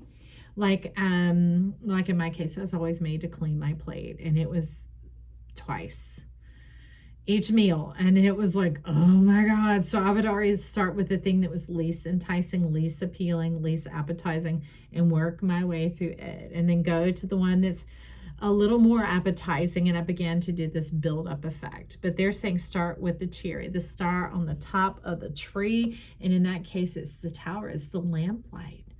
It's all you need is a little sliver, a little bit of glow. It can be a candle, it could be a Bic lighter, and I'm not talking about, they're talking about lighting it up, lightening your spirit, your mood, your energy, your heart, doing things that are fun. So kind of an adage I lived by for a really long time and taught my children, pre-cancer, of course, is if you want to have fun, get the work done. But there's also a time to put the fun first, especially if you're feeling dry or worn out or empty. It's just simply like the Empress is here is talking about, don't be excessive in it, like where you pull out all the stops and you just keep going. Be able to come into that state that when you need that time to go into it, like, okay, I'm needing to fill up. Let me know when I am full. Let me know when I am satisfied. And it's usually, you'll feel a little bit of an inkling right before you begin to get overstuffed. Like when I eat, I feel, here it's gonna go. Sorry, y'all. I'm sorry. This is real. You feel a yawn or a sigh, or maybe you set your utensil down or start fiddling with things. That's like with eating. The same as when you're out, your mind begins to like whip back or turn around or look outside of whatever you're doing at the time. That's the way to know, okay, time to kind of wind it up and bring this all together, put myself back together. I'm getting it all in here. Now I can get back to work. And work isn't everything, you know, but it is necessary. It's also a part of who we are, and that brings in the balance, and it brings life to you, and it puts you in a state where you're not working against yourself, where you're not burning all the candles at once, really trying to make things happen of your own accord. I love because Nana Niels is like, I'll do the work for you while you sleep. Like was it Cinderella? Yes, Cinderella, where the mice did the work. It's like you have help. You have help when you do it in your natural flow and you trust yourself that there is a time to travel, there is a time to play, and there's a time not to. So just be in touch with yourself about what that is, okay? So Daffodil Fairy, New Beginnings. It's like it can always be whatever it needs to be. It's not these rules and regulations as how you go. It's talking about, but not the denial either. So when you're not operating in one, you're not operating in the other. The foggy bog and the patience. Now this heron, that's a great blue heron. They actually can be white. It's about strategy. It's talking about the strategy is when the uprising energy is there. When the, you could check out the Aries read that was out the other day. It's talking about inspired action. Follow your inspiration. Because wherever your breath is leading you, that's where your spirit is. And that's the authentic time at that moment. Who are we not wanting here? Coming to the edge. All right. So this is like coming to the end of your pocketbook, the end of anything, and you're not quite ready for that. You're like, I would like the abundance. I would like the fruitfulness. I would like that when I do go into my inspiration, that it benefits me also, because you can often have such a scope or perspective on others first, or the bigger picture, or everyone getting along, that it can use up a lot of your goodies. And the difficulty there is it can cause a bit of like retribution or hurt when others don't value that contribution the same way you would. So it's talking about, you might want to listen to Scorpio, putting yourself first, giving it unto yourself, reaching that state of satisfaction, and then out of that abundance you share. All right. So it's not always bringing others along on the journey. Some of this is adventuring on your own. Because regeneration is a personal experience. All right, these are scooching over now. I'm starting to see what's happening here. That's coming in with that tower. That's that love light, that heart light, your essence. All right, so it's talking about not spilling the beans. You know, as soon as you get this like jolt, this, oh, wow, guess what happened or whatever, wanting to share it so extensively, have fun with your inner child. Look at that juicy deliciousness. That really, it exhausts you. And then there's nothing to work with. It's kind of like when you bake bread. If you have a starter, you use a portion and then you refresh it. You save a bit for the coming day. You might want to check out some of the Massaging the Ruby readings from a while back. Let's get Sagittarius a little bit of color support on this regeneration and that tower. And this tower is up there to uphold your truth, to bring in your essence. And what is that? Violet. Creating a balanced life. So it's saying keep some things to yourself. Keep some things to yourself. And also, if you're very tight about that, share some things, okay? So you could, you know, make a point of not always keeping to yourself, all right? You could also put, if you're someone that you overshare, they're talking about put some things in a journal. You're also talking about and give a portion to spirit. So apparently there are 3 portions there, not just 2. Not just what you give, not just what you keep, but also what you contribute to life. Giving the thanks, telling your spirit, your guides, yourself even, hey, thank you. I appreciate this. I really love that we did this and that. Giving yourself a little feedback, okay? I'm going to step in to see what, it's funny. 12, and it's coming in and it says Hangman, but I actually saw imagination. Imagination. Okay. Some of the traveling that you're doing that is otherworldly is in your imagination. Sometimes stop and be still and be where you're at, and then focus to where you want to go. Thus the higher power that was over here.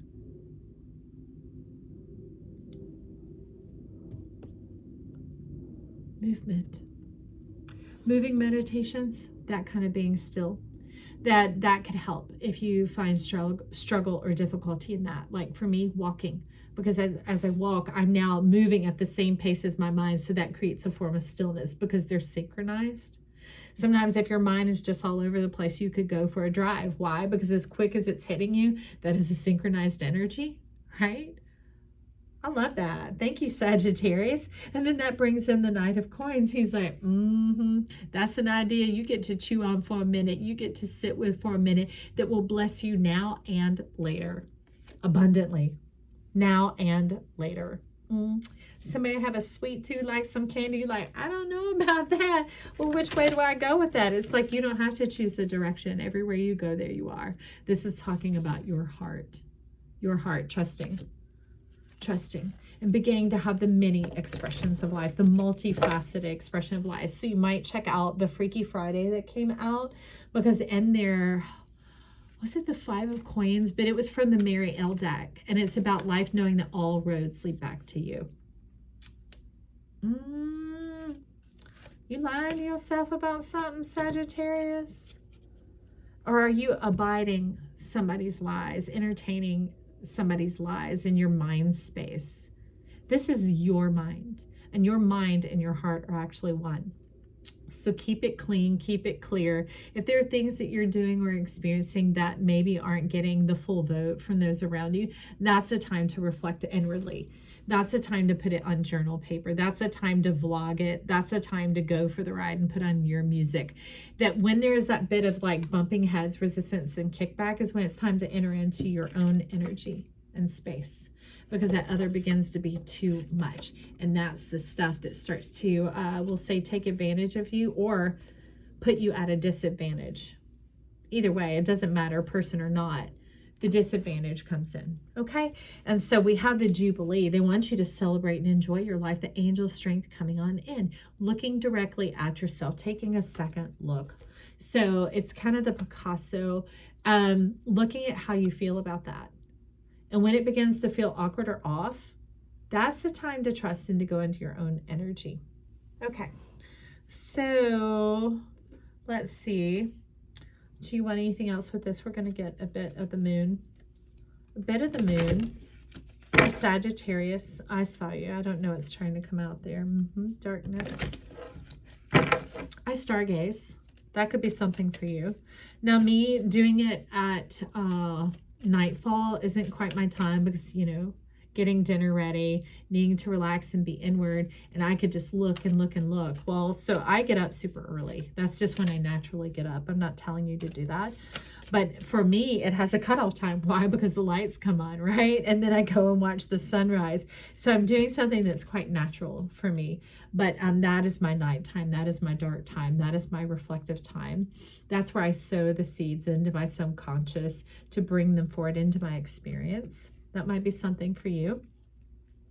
So we have gratitude. Okay. Ancient wisdom, fear, and wisdom again. 22, 23, and 11.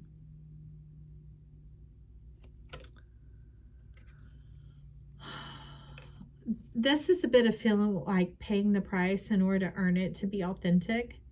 If it speaks to you and it's coming forth from you, it is authentic. You do not have to pay for it. The fact that it arrives at you, it's offered itself to you. You can receive offerings. They don't have to be sacrifices, because if that's the case, then you are living a sacrificial life, and that might be why your arm came off there and you couldn't get to work and you had to play first. Life is trying to afford you all these gifts.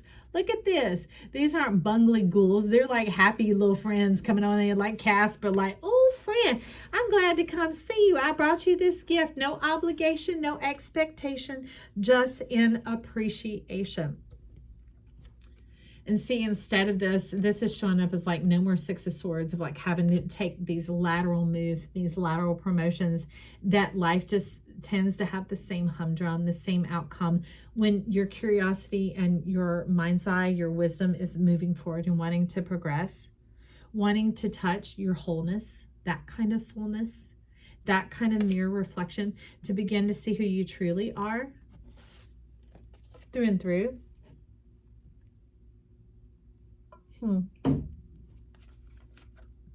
Ginger. Ooh, add a little spice to your life. To wake up your heart. It's kind of like the jolt in that machine. Why are you having me put that up and then keep all this? If you know exactly what you want, don't sit here and think you have to look at every piece of clothing before you decide what you're going to take into the dressing room. Don't avail that much to you. That is exhausting, and that's where you're squandering your energy. So they're talking about go for precisely what you want. First, try that out. Get your experience and see if that is not exactly what you needed. Okay? Precisely what you required of yourself to move you forward into this abundant, juicy, delicious life. With that, you're wanting one of these cards. So let's see what we have going on. Coming apart. Coming apart at the seams. But that's interesting because remember, that's all right. When it feels like it's coming apart, you may want to do what I do. I don't know.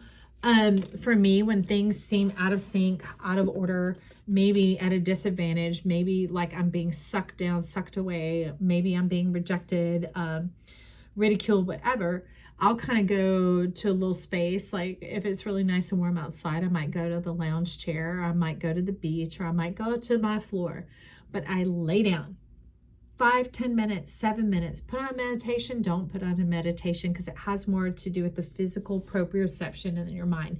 It like stops the timer. It stops the hourglass. And when you arise back up, you follow your intuition, your instinct, and you rise back up and you resynchronize.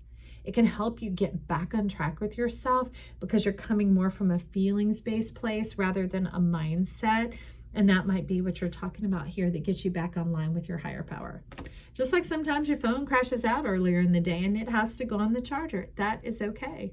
It is the measure of a day. And when you do it like that, you end up with abundantly more than enough, that you're able to move in the energy of that higher power instead of in your own energy here, solely your own, your human power.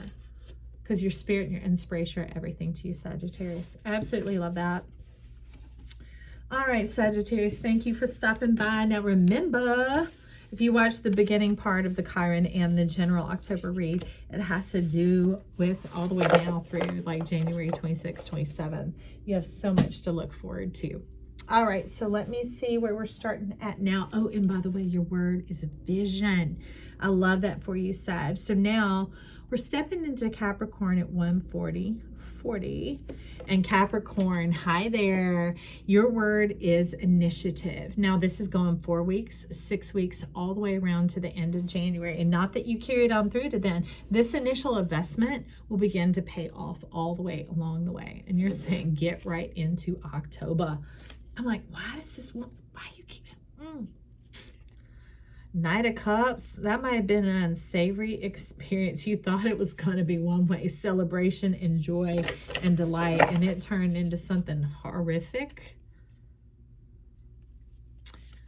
Something that maybe displayed your light in your life in an unsavory manner. Maybe a bad report, bad experience. What's going on here with Capricorn in regards to the initiative? 3 of Presents. You high stepping. You a high stepper. Don't hold yourself or restrain yourself back for anybody else. You're not here to dance to their drum, okay? Or to move in step with their time. There is no shame in your ability and your levels of achievement.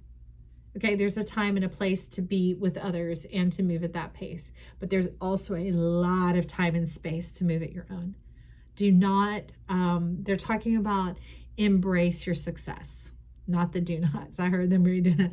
They're talking about embrace your success, embrace the power, embrace your wealth and your prosperity, because it is synonymous with your health. If you know that, with your heart condition, with your state of your energy field, that is what is vital. That is what is important. When you honor that, yes, the wealth is going to be there. And that's okay. It ain't no nasty, dirty thing. It's beautiful. It's beautiful. All right, so the 5 of Candles coming on in here. Try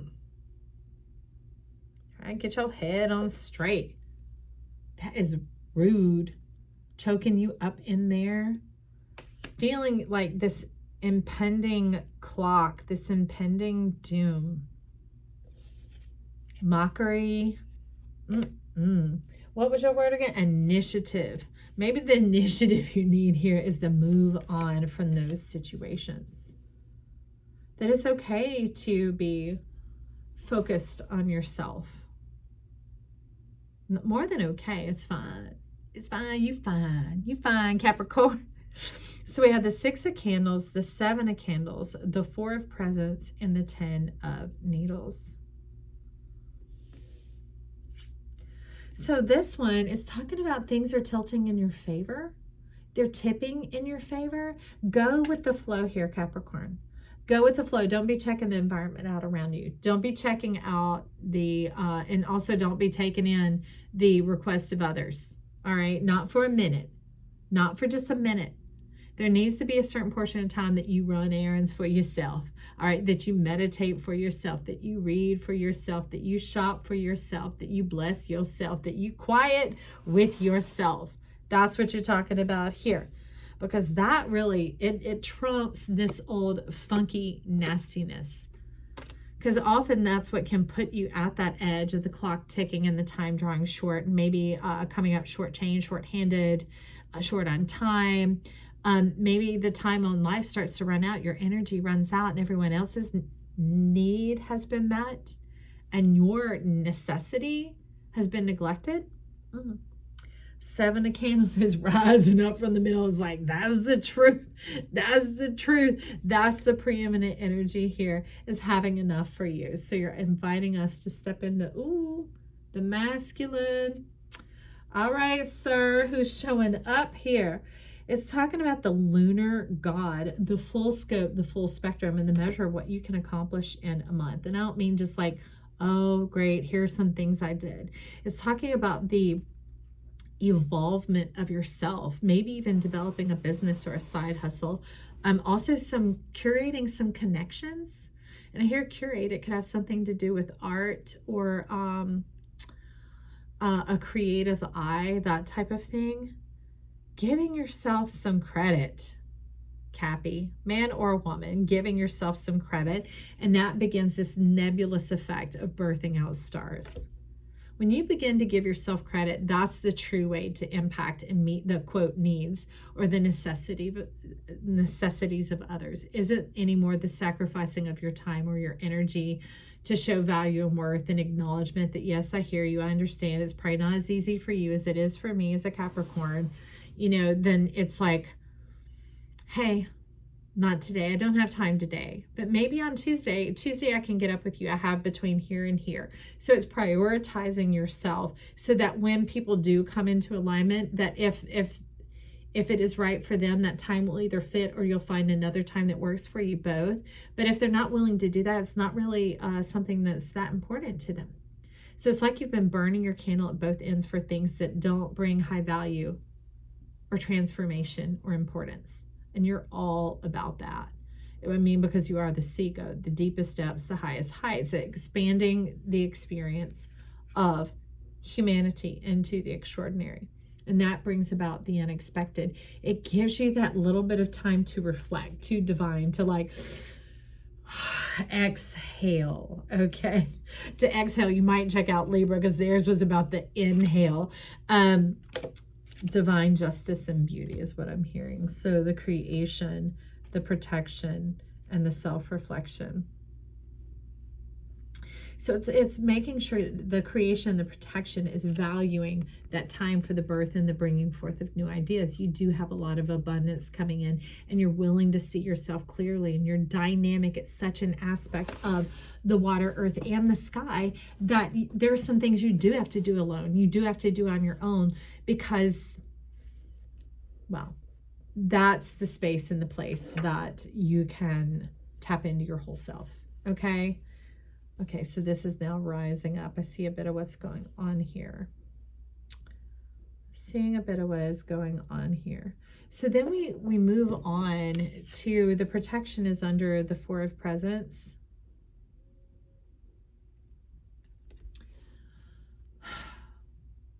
And now you're not one to crumb people. These are gifted and wrapped, and they're measures of what you do have left over. And you're like, well, what if it's not enough?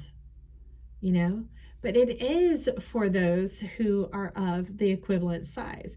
That might be a crumb to you, Capricorn, but it's not a crumb to the little bitty mouse. All right. It's a gift, and it's like, oh, what for me? Oh man, I could eat on that for 2 days. Thank you very much.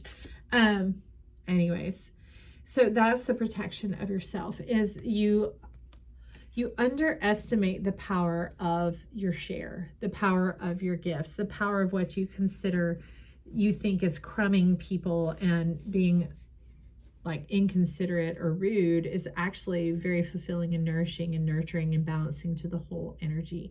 It puts it in the meats and the measures and the bites in which others could take it in and process it. Not everyone can cross the whole cosmos in the blink of an eye.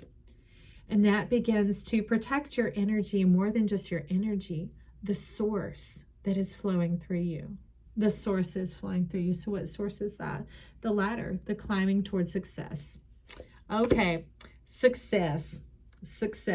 And it's warning, beware of greed, too much concern with sexual matters. And this sexual matter has to do with your sex, your power, your identity, your ability.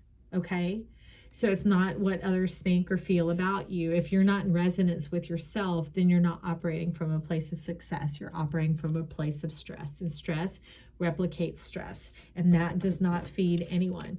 Then at that point, you'd be giving them dynamite and bombs instead of bits of cheese, okay? Now here in the self-reflection, we have the 10 of Needles coming in. This time of self-reflection isn't a time to scrutinize yourself, to pick yourself apart, and to begin to diminish yourself by looking at the things that seem unsavory or unlovely. When you've been living to the max like you have here, you're going to look a little bit dry like the desert or like a raisin. Give yourself a season to recover, okay? To begin to allow those things to build back up as you start to value your own energy, value your divine relationship, value your abilities as important and relevant to you and your personal life. Capricorn, we've talked a lot about personal life, and Capricorn focusing on that. It says, then you'll be sitting on top of the world. You won't always be having to run back down to deliver it to the people because they were expecting it here, because you promised it then, because you were like, okay, I can do it. I have all this energy. Let me just keep going, keep going. No, that's like, what is that? The EKG, whatever, the heart machine, boop, boop, boop, boop, boop, boop, boop. You know, life is measured in breaths, and we only have so many. And life is wanting you to enjoy the fullness of your expression. What is that? King of Coins coming on in here. Look at your crown. My corona. Your crown. Your corona. The halo of light coming in around you. That will begin to make room for abundant love. The overflow to even come in. Not, not emotionalism, but it has its time and place. Therefore, it's feelings.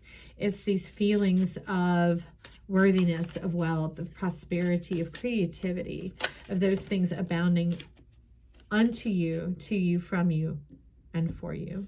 All right. This 9 of Wands, very interesting. Very interesting. It's almost like things being out of place in the creation. You're not like anyone else. What you need is specific unto you, Capricorn. So remove some of the garb, because it's just getting in the way. It's hemming you in. You're like, okay, so this is not about true repelling. We're talking about a goat here, okay?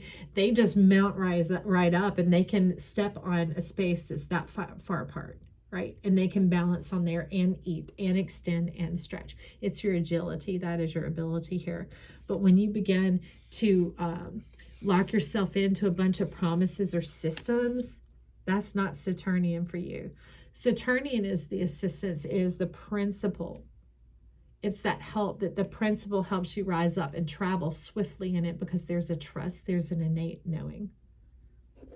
Innate knowing of what? Playfulness. Of course, because things that could be daunting or scary to others are fun for you. And you also have the ability to dwell on the top of the mountain in the high places. Remember that ladder climbing to success, that you're able to be and breathe in the air that you breathe. The uncontaminated, the from the top. The elves, it's still popping its way out, so I'm going to put it there. That is your refuge. That's where you recharge. You don't just put a phone near a socket hoping that it recharges. You plug it into the cord, into the socket, and that's how you recharge. So you being in your element is how you recharge, and it's more than just earth. It has to do with the success, the abundance, the swiftness, but also that playfulness in your environment, in your level where you're able to be. And that brings in butterfly spirit and transformation. Where the butterfly dwells is way different than where the caterpillar does. You're not leaving anyone behind, okay? Time will come for them too. Time will come for them too. Trust life loves you. And that as you're loving of yourself and honoring of yourself, that love will come forward into the whole world, because you're going to come back down with gifts when the time comes. Oh, she came out, the Enchanted Fern Grotto Refuge. Look at the orb in her hand. Okay, that's the whole world. That is the unicorn. And do you know, originally in ancient lore, the unicorn was a goat. Was a goat, not a horse. Okay. So I want to get one of these. 'Twas the goat, the symbol of resurrection. And this is not the death and resurrection. This is the renewal. Just like eagles, they'll often go to a high peak or a crag when, I don't remember how many years into their life, but there's a certain stage where they have to bash their beak off and all their feathers come out and they look living like some plucked little dead chicken. That's during a time of what we would say isolation, but it's turning inward, in which its soul, I believe, also regenerates as well.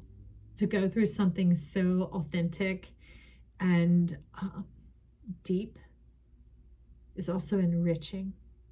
It's also enriching what? Your world. Enriching your world, sitting on top of the world. Oh, I love it. Look, because that's our universal card. Sitting on top of the world. Divine right relationship with yourself. And also the mountain road. You are on the road to success. Where? Up here at the top. Stop traversing up and down, up and down. All your needs, your resources are there at the top, not down in the valley. Okay, Capricorn? All right, well, so that's for initiative. And now we're going to move on to, well, let me clear these away before we move on to anything.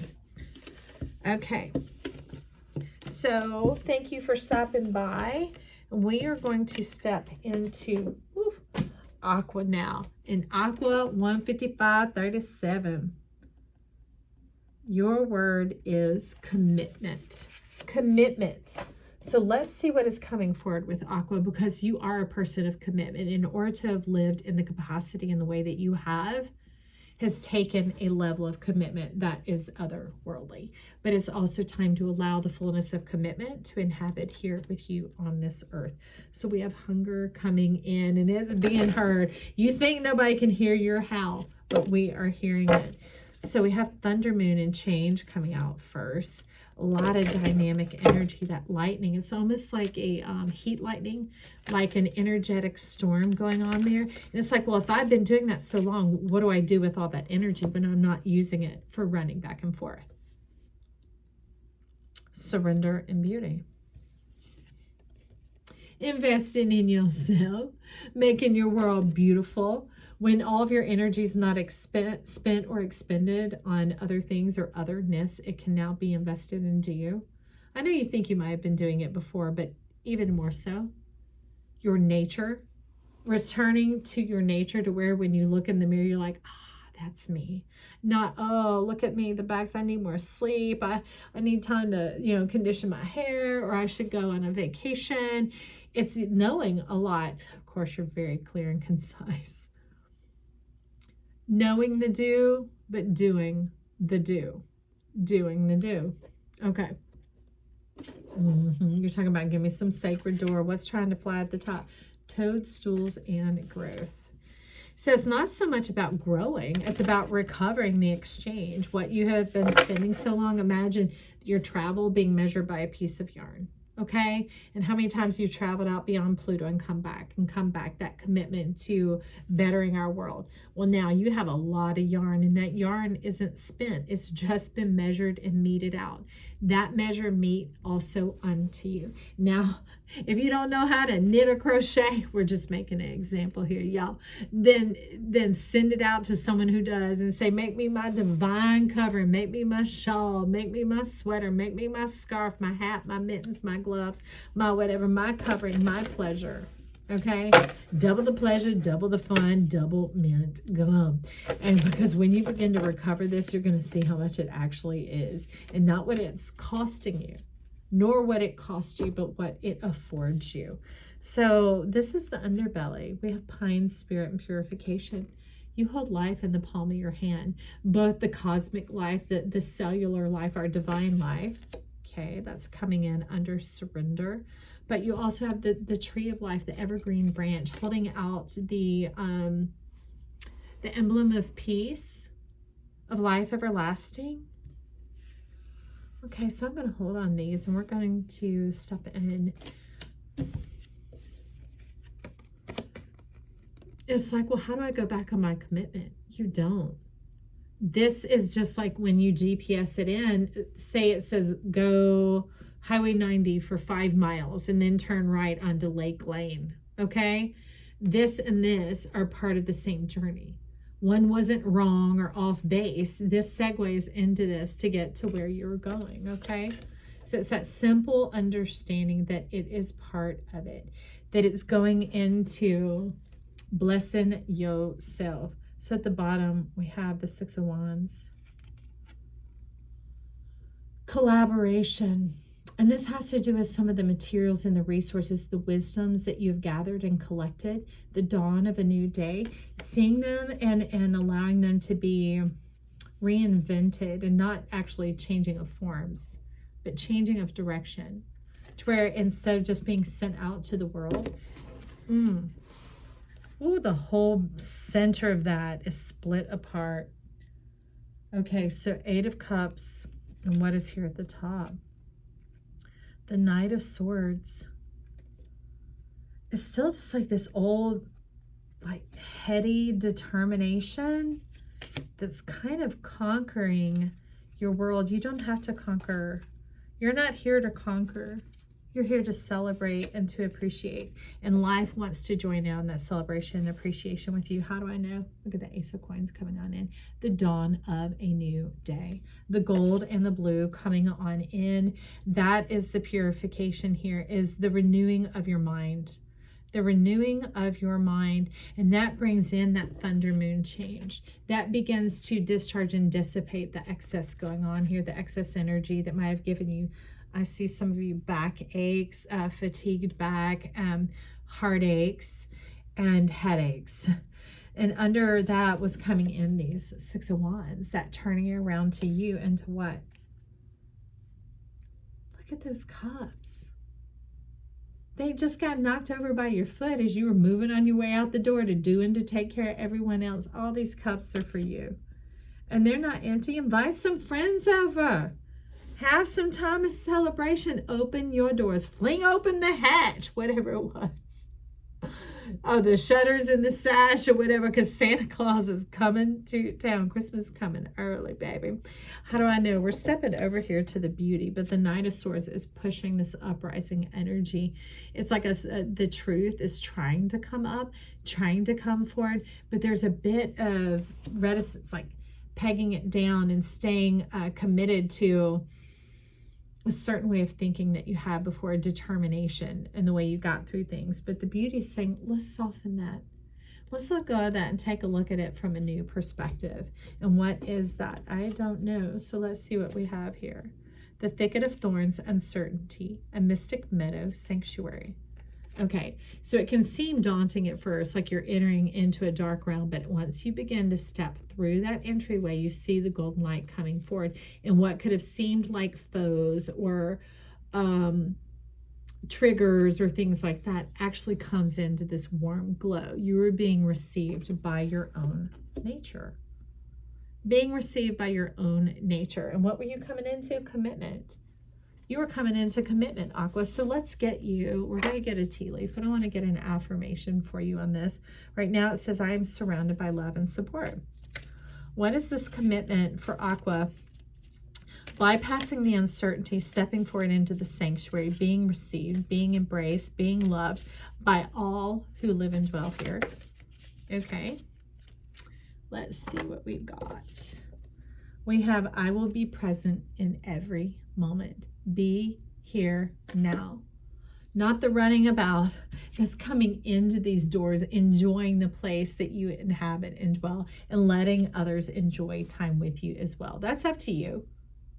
You know, as to the who, what, when, why, where, and how, all of that. That is up to you. But life is suggesting the possibility of an invitation. Some of it may be accepting invitations to other people's dwellings. Maybe even having a potluck at your house so all the work doesn't fall to you, because you're like, I ain't doing all that. I'm tired. And they're like, that doesn't matter. Just create the invitation, the fun, and say, hey, everybody, just bring something and we're going to have a potluck movie night at the house. It could be something totally chill that doesn't require a lot of hospitality or Piscean type energy going on. And that brings forward a career. This life, like I was watching this thing about the guy, he's called the Do Nothing Guy, and I think he's in Korea, and people hire him out at a per service fee and a travel fee and whatever it entails. Like if it's to go eat a meal with them, they cover all the cost. And he said that he was always joked as being the do nothing guy. You never do anything. What is up? And he found that people hired him because they sometimes just need someone to go with them when they had to share uncomfortable information, or maybe there was a place that they wanted to go eat, but nobody in their family likes that kind of thing, that type of meal. And so it was kind of having an unbiased energy alongside with you. That's what I love coming on in. Clearing you of any bias, and this isn't like judgy bias, it's experience bias, right? Remember, the beauty was talking to us about taking a whole new look at it, having observation of a new perspective by living life differently, not changing who you are, maybe affording yourself to do the things that you wished you had time to do when you were so busy doing the do to save the world. Ring, a marriage will take place, either romantic or business. Look at that union. So you might want to go back and listen to Capricorn. Was it Capricorn? No. Okay, it's you. Commitment. Listen to yourself. Take your own advice, Aqua. I love it. We're the whole zodiac. I got strong Aqua placements. I'm going to listen back to this. Take your own advice, Joy, and whoever else is tuning into this. And that brings in the horseshoe and the good luck. It's more than just this man-made object. It is the luck of nature. It is that Jupiterian energy coming in saying, let me bless you, restore you, reward you, and reform you. Not reform you like you're not good, you're not worthy. No, put this new form and formula into you that suits this new lifestyle, that vibes and gets in the juice and the flow with it. And it seems completely natural because it is. Because it is. And because the love came in, we're going to get a true heart. Talking about the romance or the business, either way, it's pleasure and a whole lot of fun. Remember that double mint gum? That double mint gum here for the commitment in Aqua. Tell us about this marriage that's taking place, romantic or business. No, you're going to have to do more than that than just show a little interest. You're going to come out completely and fully, boldly.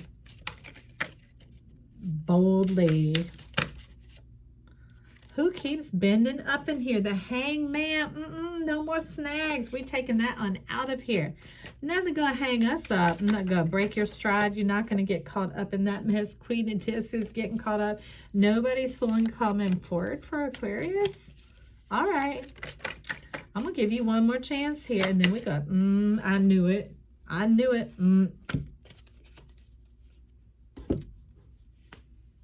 You can go back and listen to some of the Aqua reads. You know, I might have red hair in them from when I went through Cancer, before I went through Cancer, but you know what? They are timeless and eternal. And look what is showing up about you. The Lovers. Not the devil. The Lovers. It is time to let love in. And this is the person, the place. It is also the fullness of your experience. That is the beauty of this. This means dreams come true. The entire existence of you. The whole thing, the fairy tale. So it isn't any fairy tale. It has been your desire and is why you have lived so passionately to make a difference in the lives of others. It's now time for all of that to flow in, the abundance of it, the fullness of it to flow in for you. Take some courage there, Aqua. All right, we knew there was commitment coming on in. And you're like, I'm burning for you. I'm burning for you. But look, the way you love the sun, you love life, is the way this person loves you. And more than just this person is the fullness of the experience, the full dynamic of it. And you will be present in every moment. I love it. If you choose to step on into it, Aqua. This is just the energy here for you, all right? It's when you are ready and how you are ready that is up to you.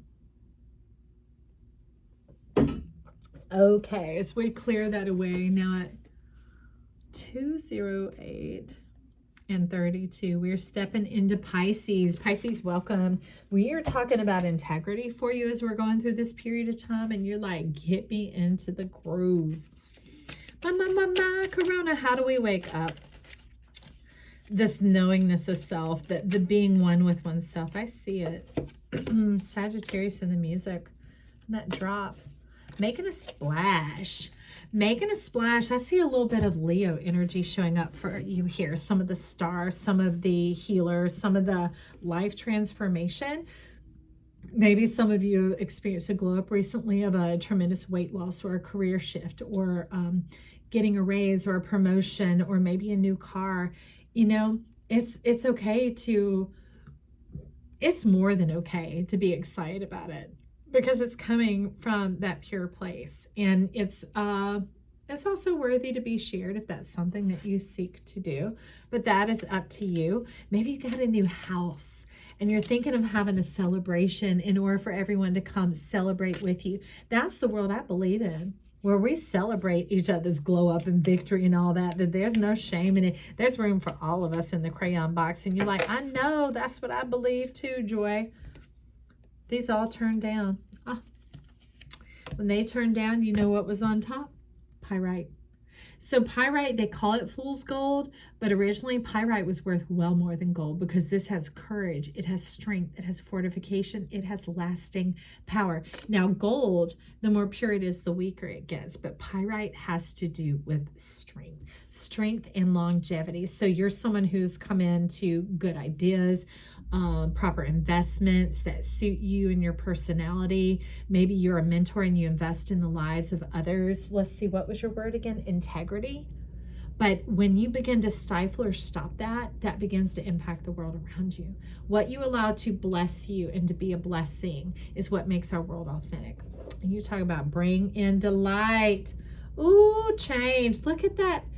Is that not some change we all want? Sometimes we fear that change. We're like, well, if this happens and I let it fully come in, will I lose my friends? Will I lose my connection to the truth, to humanity, to, you're saying normalcy. But normal is when we chop things all down. We take all the branches off the tree and we turn it into a pencil, something to be consumed, something to fit in. But what we need is for you to fit inside of you. You are perfectly tailor-made for who you are. So don't go chopping bits and baubles off. You're divine and you're fine just like that. So allow that. I see there was a secret back here. What tried to come in the way? Gratitude. Okay. So this is that stag spirit of letting it rain, but it's coming. Oh, I love it because it's coming in under the drop. Look at this. Oh, we're going to move this on the, I know what we're doing.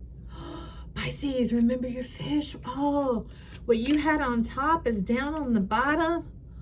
And of course they keep changing, right? But it was like, what came first? It doesn't matter. The chicken and the egg. Why is that? We go find out about that pyrite in a minute. You got that card face down. Let's see. So the gratitudes we see about the making a splash, the letting it rain down on you. You want to know why? Look at the abundance of healing, health, soothing, comfort that it provides for our whole world. Life itself is comforted as you allow it to comfort you. Okay? Some of the comforts of life, creature comforts. You should be able to have the things that nurture and nourish you. We all have different necessities to maintain the health and well-being of who we are. So have no disdain towards what yours requires, and don't be running up a mental tab of thinking, well, why I have to this and why I have to that, you know, or oh, it has to this or oh, it has to that. Let it come in and love you as it should. Needle and thread, a sincere wish will be granted. They're focusing on the sincerity. That is the balance. That is the equivalence. Okay, that is the, we would say the exchange here, but that's the currency. That is the link. That is the connection. I love it because Spirit Guardian of Autumn is showing up and she's actually going, snap, snap. And it's like, service, please. And this isn't to the people, places, or things. This is to yourself. Wake up. Wake up. I know you hear me. I know you hear me. Let go of those old mindsets. Let go of your resistance, your friction, your drag. All right? Lighten up and have some fun. And that Sagittarius spirit coming on in like, pew! Get out and enjoy the party. Enjoy the nature around you. Take in the bounty until you are fully satisfied. Don't be doing the weights and the scales again. You might check out Libra, right? Of like, well, this will be enough and enough and enough and not enough and enough and enough. They're like, enough with enough. She literally is like, at that, enough with enough. You are plenty. Wake up. Wake up and allow the plenty, the plentitude to come to you, because remember, it prospers and flourishes the whole world and the environment around you. Hello. We're doing away with the poison train. We're doing away with the nodes, and we're getting into the deliciousness of life, the satisfaction of you, into the shape of you. All right. Now that we're going to see what's coming in. Okay. So unsettled times need to plan ahead. So there's a bit of reservation is what they're doing away with, of trying to save up for a rainy day. She's like, please, Pisces, this is the rain that's coming. It's not coming from you. Just as you've been provided for, you will continue to be provided for. Let it abound unto you, because good times are coming. Great times, great old days are coming on in. Things are coming around, and good things. The way it played out before is not the way it'll play out this time. Okay? Stop using your past and your understanding to limit your future. There's saying, allow the renewal of your mind to come on in, these new ideas to come on into what? Your integrity, bringing the truth, bringing the balance. Because the reason it keeps fugging up and messing up is if you're meddling with it in your mind. You're making excuses or reasons or evaluations or adjustments. Those aren't authentic. Remember, it has to do with the sincerity. The sincerity is what brings it all together. Be at peace with your beauty and your bounty. And that brings in the crystal cave and trust. Look at this dynamic energy going on here. The fascination of who you are, the greatness of the gifts that are being gifted unto you.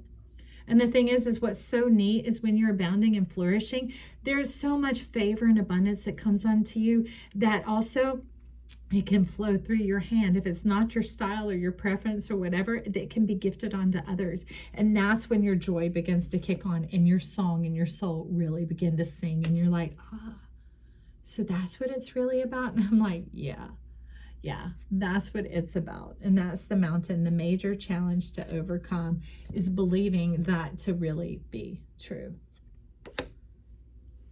You're like, well, how do I do that? But if you start trying to focus on that, on the othering, it's going to bypass you altogether, and it's not going to come, period. They're like, focus on it for yourself. Receive it for yourself. Let life love on you.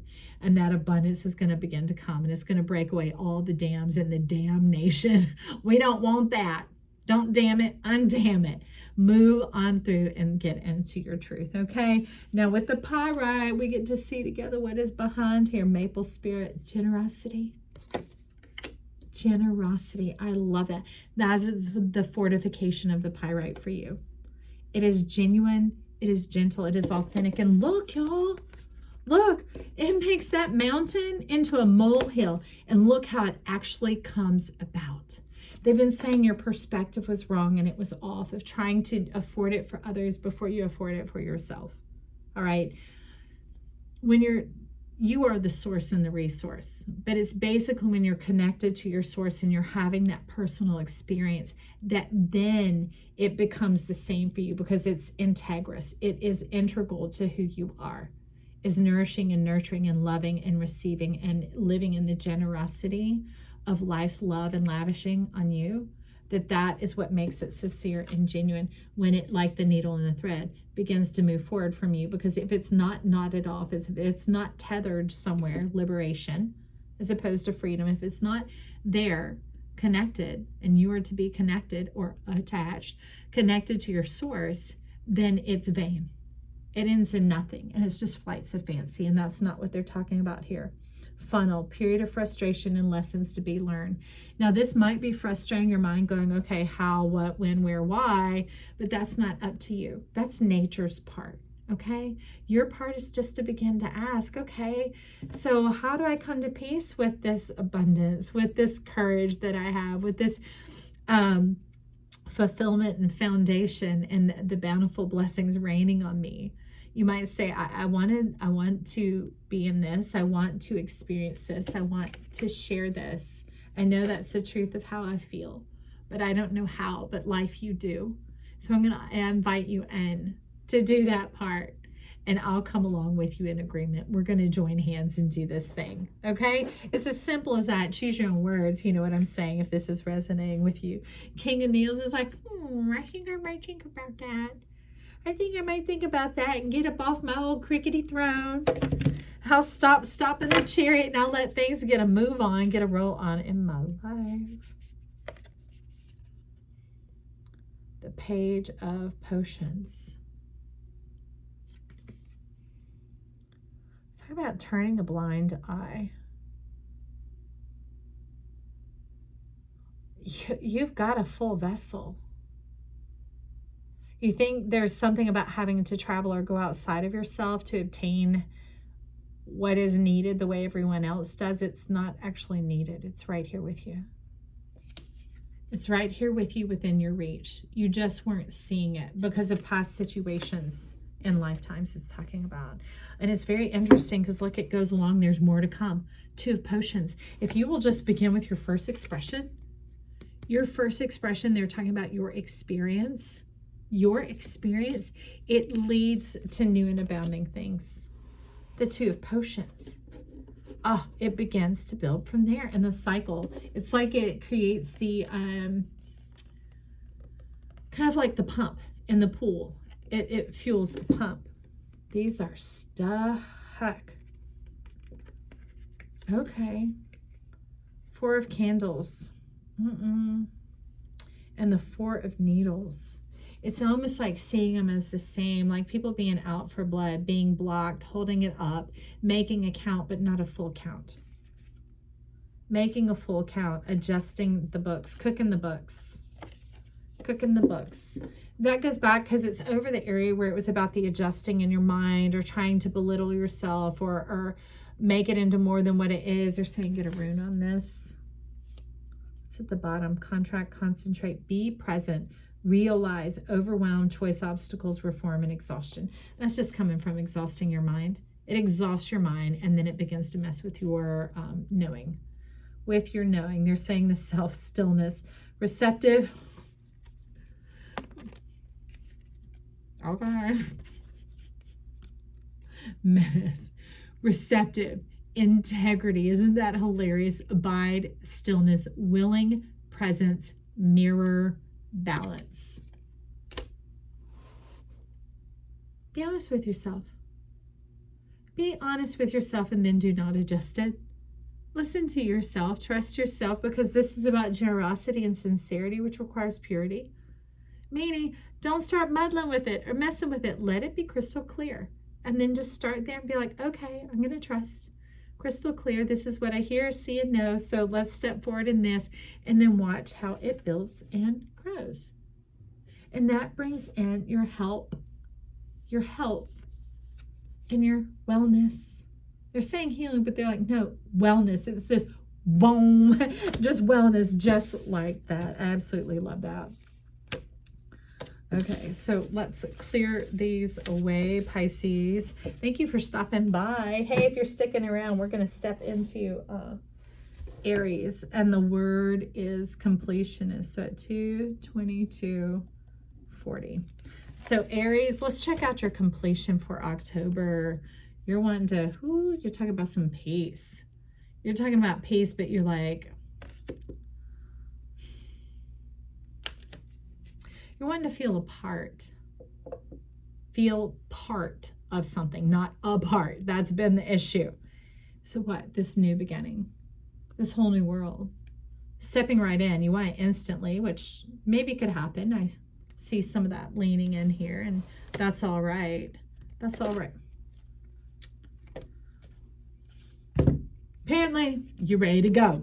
All right, Aries, all that glitters 16, heal the ouch 38. So it's like removing the mask and the faces that you wear and some of the phases that you have been through. Stop moving through the phases. It's talking about the chaos and conflict that begins to rub you the wrong way, because these phases are like the phases of the moon, basing like your eternal moment of this and that and springing off and whatever. It's talking about a collective look. Okay. So there's a whole bunch left behind. I want to know the sacred pool and what's at the top. Come together. Okay. So we're going to do that. And then the mending is going on your piece. Remember being apart. The separation from yourself, it's mending. It's bringing you back together. Your friendships, your connections, healthy connections coming in for you, by the way. So the come together is come to override that chaos and conflict. Okay. Interesting, giraffe and giraffe. Birds of a feather flock together. Overestimating, underestimating oneself. That's some of what I hear going on here.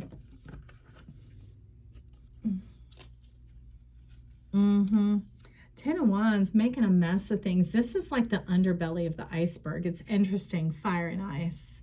Hell and high water. Some scorpionic energy. You may actually want to check that out, because in it, again, we have 4 of Swords, 3 of Wands, and the Tower. Somebody done been burnt up, fallen in a hole. There's some old pity being back here. This is the navel, the self, and not moving on from maybe some curt words from your mother, maybe a female figure in your life, maybe females around you cutting you down, bringing you to size, man or woman. You know, it's feeling like that's your sanctuary. You know, and that is not sacred or holy. It's this truth. That is your navel. Your source is the sun and light. It is the delight of your life. And the 3 of Wands, there you are beginning to look and take notice of it. But it's not just... Sorry, that was creepy. My dog barking. That's not just the longing and the pining for something that is fading or moving or changing. Help is right here around you as well. Spirit is right here alongside with you to frame this up and to break you out of that limitation. That's coming along. Okay, so the come together heals the chaos and conflict. Let me begin to sort and shift your cards, because you're apparently doing energy work here as we speak. Just like the mending came to deal with the being apart, the separation that you were experiencing. Maybe you were abandoned at birth, maybe you were rejected. That could be some of what's going on here, yeah, because the turning away. So you're turning away from some opportunities right in front of you. And what is that? The opportunity to heal the ouch with all that glitters, this fresh new beginning, this spirited part of you, this like the spark of who you are. I love that. And you're like, well, this is what the spark leads to. Always messes things up and I have to fix it, but I love it and I want to and I'm going to go in it. But it's like, let's find out a little bit more about that. Let's find out. We're going to get a courage card. Why are you calling it a courage card? The Angel of Balance there. Some medicine on an indecision. It's like the battle rages within. What is it that is striking you about the notoriety? About some things being known? But see, because this Tower is showing up as like life university, the vacillation, the back and forthing, the thising and thating, the hemming and hawing, the changing of your mind, the changing of directions. It's like talking about the commitment and settling into yourself. You see the blue and the gold coming on all in together. The rhythm is gonna get you. Let's see, the 22 is at the top. That comes in along with this mending. The birds of a feather, the feeling like you belong, the feeling like you matter. It's interesting because here at the front it says, I deserve love, compassion, and empathy. And look at the hand over here. That's where your abundance comes in. That's where your flourishing comes in, Aries. So what was your word again? Okay, completion. Completion of that old cycle, that apart, moving away, because that's what it really is. It was this big circle that was being made like a necklace and coming together. It's all coming together. Aries, is all coming together. Not just the things, the people, and the places, but you, your heart, coming back together. Realizing that you're more than just this world. You are divine. I deserve love, compassion, and empathy. We're just going to adopt that one for you and put it down here in the sacred pool, the pool of knowledge of what I am stronger than I may realize. So it's not about the increase of your strength. It's about the embracing of your beauty, of your power. All right, so we have this wondering, this bit of the Four of Cups, of hoping a new idea, a new love, a new appreciation for oneself comes on in.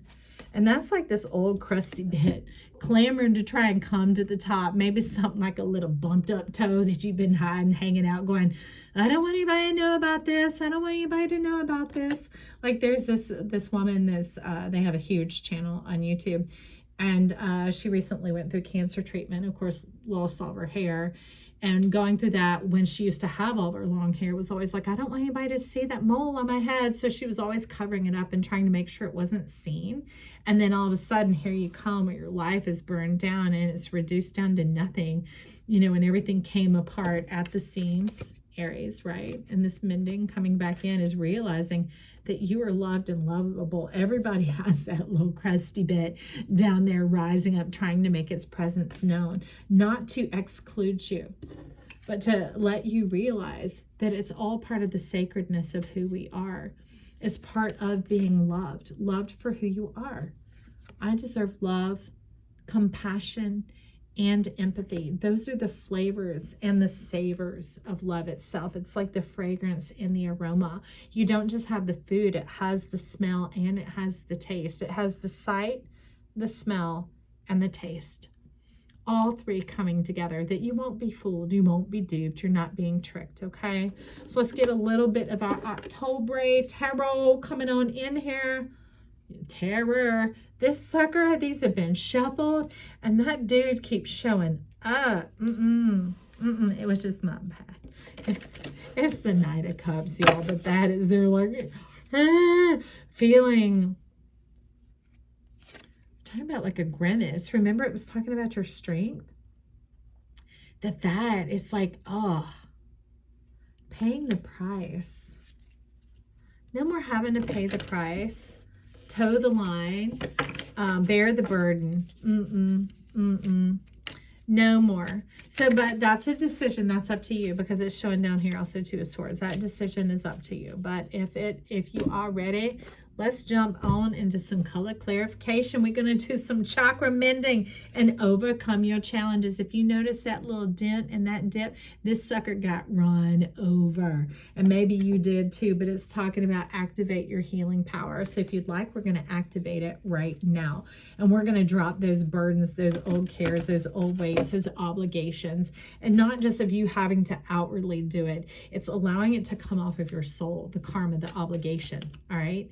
The bills won't be coming to you anymore. It's like spirit, life, soul says, I'll take care of that. It's time for you to live and to celebrate your life and to be receptive to all the abundance and beauty coming to you. Lavender, connect to body, mind, and soul. You actually may want to go and hear the Pisces read, because they had some lavender energy coming on in there as well. The 44. I love it. That is divine intervention. It's like the establishment coming in for you and catching you up with where you should have been all along. So they're saying, you know, let go of that mindset of feeling like you have to strength up, move in, muscle in, effort in, going through till you're bleary-eyed. It's like, help is on the way. Help is on the way. Let us contribute to your well-being, and that begins to purify your body. Look, the 22 right there. That begins to cheer you up with what? We got the 7 of Needles and the Page of Candles coming on here. Look at that little bit. I'm not too sure what to think about this, because this has some conundrum going on in the heart just a little bit. That it's like, talk about cutting old ties. There's a very painful relationship that you have and that you feel stuck in. Aries. And your word is completion. Cutting the ties with the stuck relationship. Okay, so this little one is letting us know it's not just the physical one that's occurring right now.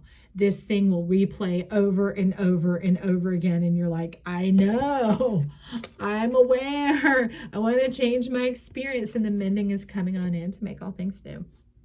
Okay, Page of Candles. So since you're here, let's clear that. Let's clear that heart issue that occurred when you were young. Okay, Four of Swords is scooching over to trade places with the Princess of Discs. All right, it has hindered your abundance, your authority and power, your power to approve of yourself, to provide for yourself, not just the necessities of life, but the desires, the fulfillment. I love it, because right up here, this what little guy, this is what little guy brought on in to say, hey, this is the medicine. This is the mending and the medicine. It's not about the relationship. It's about provision. It's about the provision that puts the end to the chaos and the conflict, remember? And this begins to allow you to see yourself, to kiss yourself, like James Brown said, to bless yourself. All right. Okay, I see how that goes, Aries. That is the completion. Allowing the financial provision, abundance to come on in, acknowledging that you've been stuck in a relationship, and it's a relationship of being disempowered, okay? Unable, in the mindset of being able to have the things that you desire and you want. There's nothing wrong with your desire. There's nothing wrong with you. That rejection and abandonment or whatever it was is washed away. It is brought in with the connect to your body, your mind, and your soul. You are your source and your resource and where you come from. And that brings in the true completion, the complement. The complement. It heals the ouch. There is life rising to meet you so that you can see the truth about how lovable and worthy you are. All right, Aries.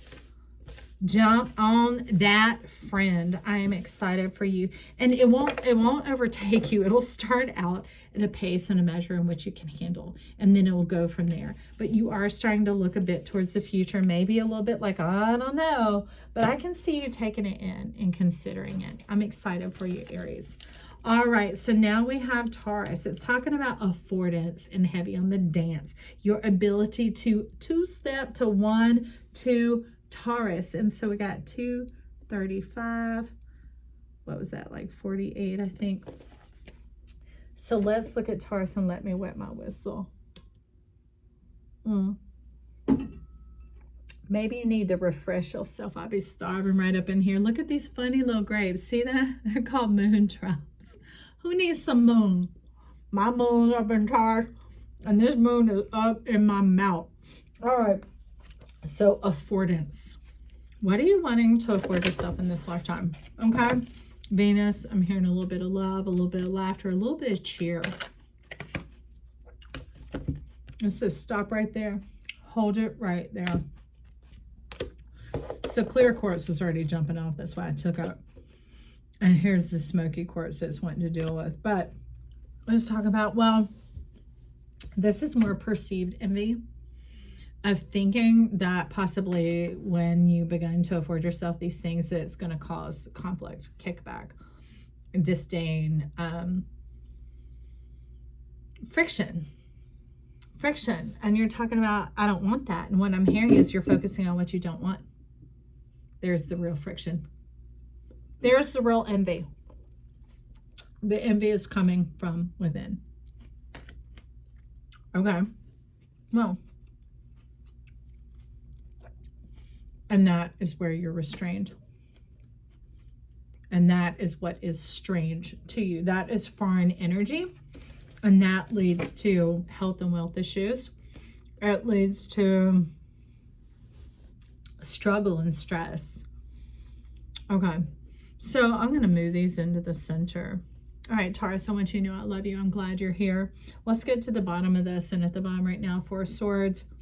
It's about taking a deep plunge, a deep dive. Let's see about Taurus and this inner envy that has them all tied up so that they can move into this wealth and abundance. Because see, like, let me remind you, Taurus, If you didn't show up at the beginning when I did the read for what we're all going through, because we are the whole zodiac, these are the things being afforded to us. It's like if they gave you a free aisle at the grocery store, like you might have to pay for items that come off the other aisles, but on the free aisle, they're like, you go down here and you can get 1, 2, or 3 or an abundance of any of these items that you want, and they will be of no charge. Okay, they're being offered to you freely. Oh, it's very much the mountain road about being on the road to success. And you're talking about, well, I don't want to be so suchy much. The I don't want, the I don't want, the I don't want flips you and causes you to go in reverse in the backwards direction. Do you like living it over? See, belly button.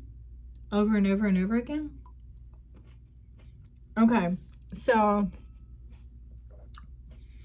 it's kind of like, I can't see you voting to be demoted in school, to have to go back and use up your time, your presence, and your energy to replay things that you've already accomplished, achieved, and gained knowledge and wisdom and understanding on. So you're someone who has a lot of enlightenment, but is working against you, okay? No, it is not working against you. Correction. You are working against it. The only thing keeping you outside, there isn't even a door, is you. Life needs your permission. You need your permission. Your permission to go in and enjoy yourself. What? Your success. Sitting on top of the world. It's time. The butterfly is not going back in the chrysalis.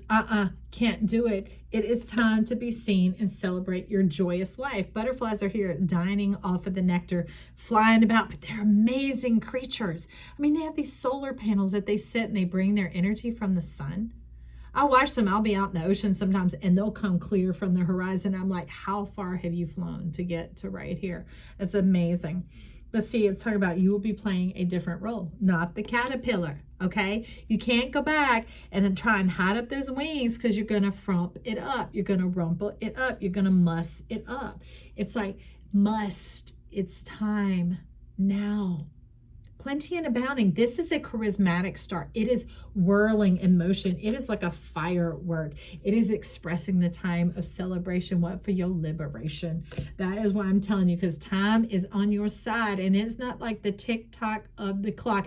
It is like the time machine. It's time to recover all that is you and to be standing in your truth. That's the thing. I release all doubts and insecurities about myself. Release them and let them out, and watch the healer of the ages bring you into the center and into the balance, the beauty and the abundance of who you are. Okay? So that was a friendly reminder for you, Taurus. So you don't have to rewind. We just brought it right up forward to you.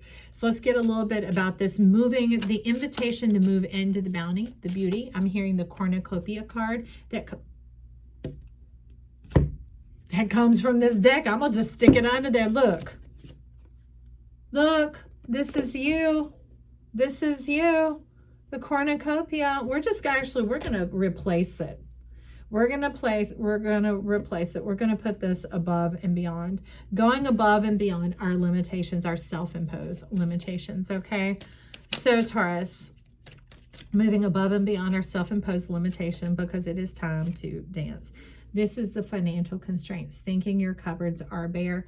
But what I see is you have 2 coins and a book of wisdom in there. Rub those 2 coins together. If you hadn't seen It's a Wonderful Life, they did Papa Dollar and Mama Dollar. It's saying you do have some gifts to begin with, and you have a lot, abundance of wisdom to share. And there's something that when you pull that out, is dusty and old. You've been waiting, pull it out and bring it to you, and then close the cabinet, close the door on that old life, and you're going to see a whole new image. It is a magic door. It is a magic door. Retrieve what you need from inside of there, okay? Get a duster, bust away the cobwebs, then reach on in. You don't have to be scared of it. There's nothing scary up in there. And bring it on out, and then you will see, because that is looking like a car, like a driver coming for you. Well, Chiron's a driver. Chiron hops up on that chariot a lot. And so there's financial, of course, because 13. You have no lack or limitations. Help's on the way. Help is on the way. Actually, it's right in front of you. Right in front of you. It is in the mirror. See yourself clearly. Stop playing small. Stop playing small, Taurus. Look at that. 7 of Wands. You're not even holding your shield up. You're like, I know what they're aiming for. They're aiming for my dreams. They're coming right at me. And it's like, shoo.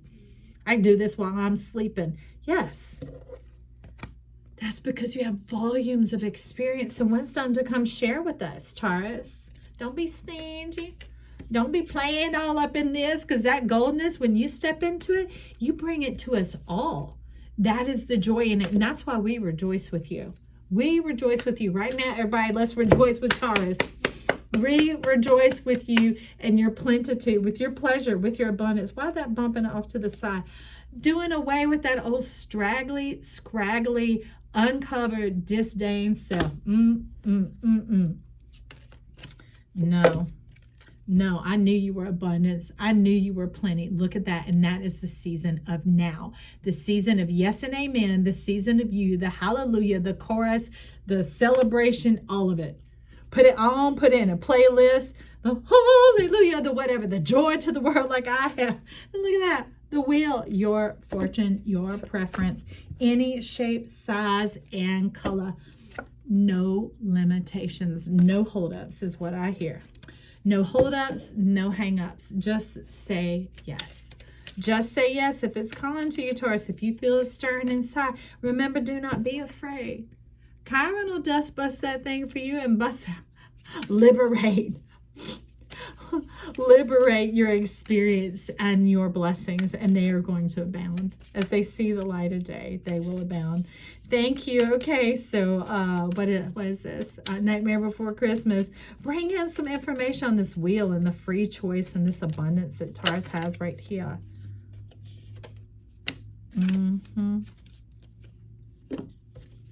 Ace of Candles, lighting the way, the hand of guidance, the hand that you play.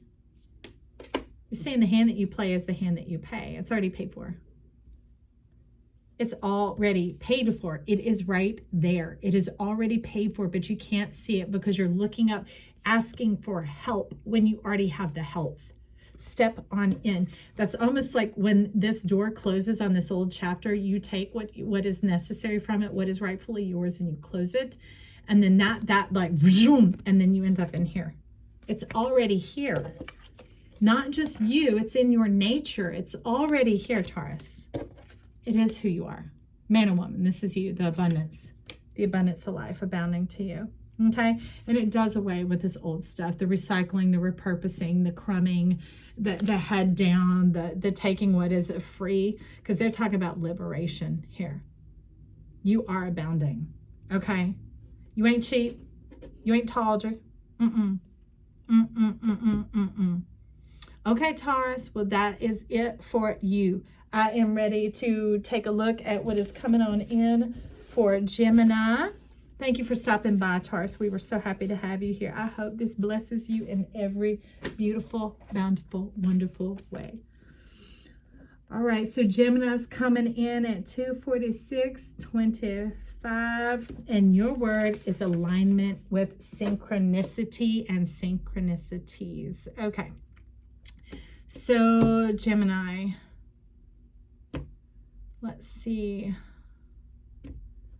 what we're going to look at. Okay, you're wanting to start here. So let's see, Pegasus, magical winged creatures.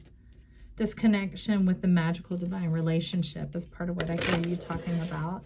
That type of synchronicity, synchronized, like synchronized swimming. Where are my peeps? Where's my team? Where's my lover? Where's my friend?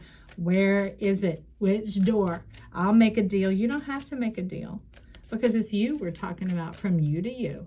You decide, and that is what draws to you. You're taking it under the bottom. Don't know why. I'll be right back. Hey there, Gemini. So I am back, and we are talking about, what was it? Alignment and synchronicities, synchronizing. You're talking about relationships, an abundance of other things, but I love, you're wanting to pull from the bottom of the sacrum door. Sacrum door. Empowerment, Earth Star Chakra, fulfillment, delights, dreams come true.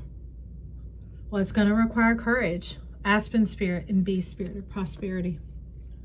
Courage to prosper and to move forward. To delight and to divine. Now with that, I want to get a little bit of these Moon Magic Medicine deck for Gemini with this Bee Spirit Prosperity and the Aspen Spirit of Courage. Okay, this is what's stuck. This is what's stuck. So we have the Dark Moon in Cayenne, ready to spice things up. So the Dark Moon is under Courage and the Cayenne is under Prosperity. So spicing it up, it's kind of like when you take in a bit of spices, it naturally makes your sinuses start to run, or in some cases your eyes water or your heart go boom, boom, boom, depending on the level of spice. That is up to you. But look at this, the Bee Spirit, that engagement ring is on there. You're wanting to speed things up. I'm saying let nature take its course. It has a pace and a rhythm that is perfect and divine. And it also weaves and ties it all up together. So it says, spice, Cayenne's over here talking about mind your business, do your business. See, that pepper is attached. You're here. Nature is working with you and on you and through you and to you, okay? So begin to ask nature, how may I help? What can I focus on? What essence or enjoyment or desires or ideas could I be focusing on right now? And so this keeps lighting up completely.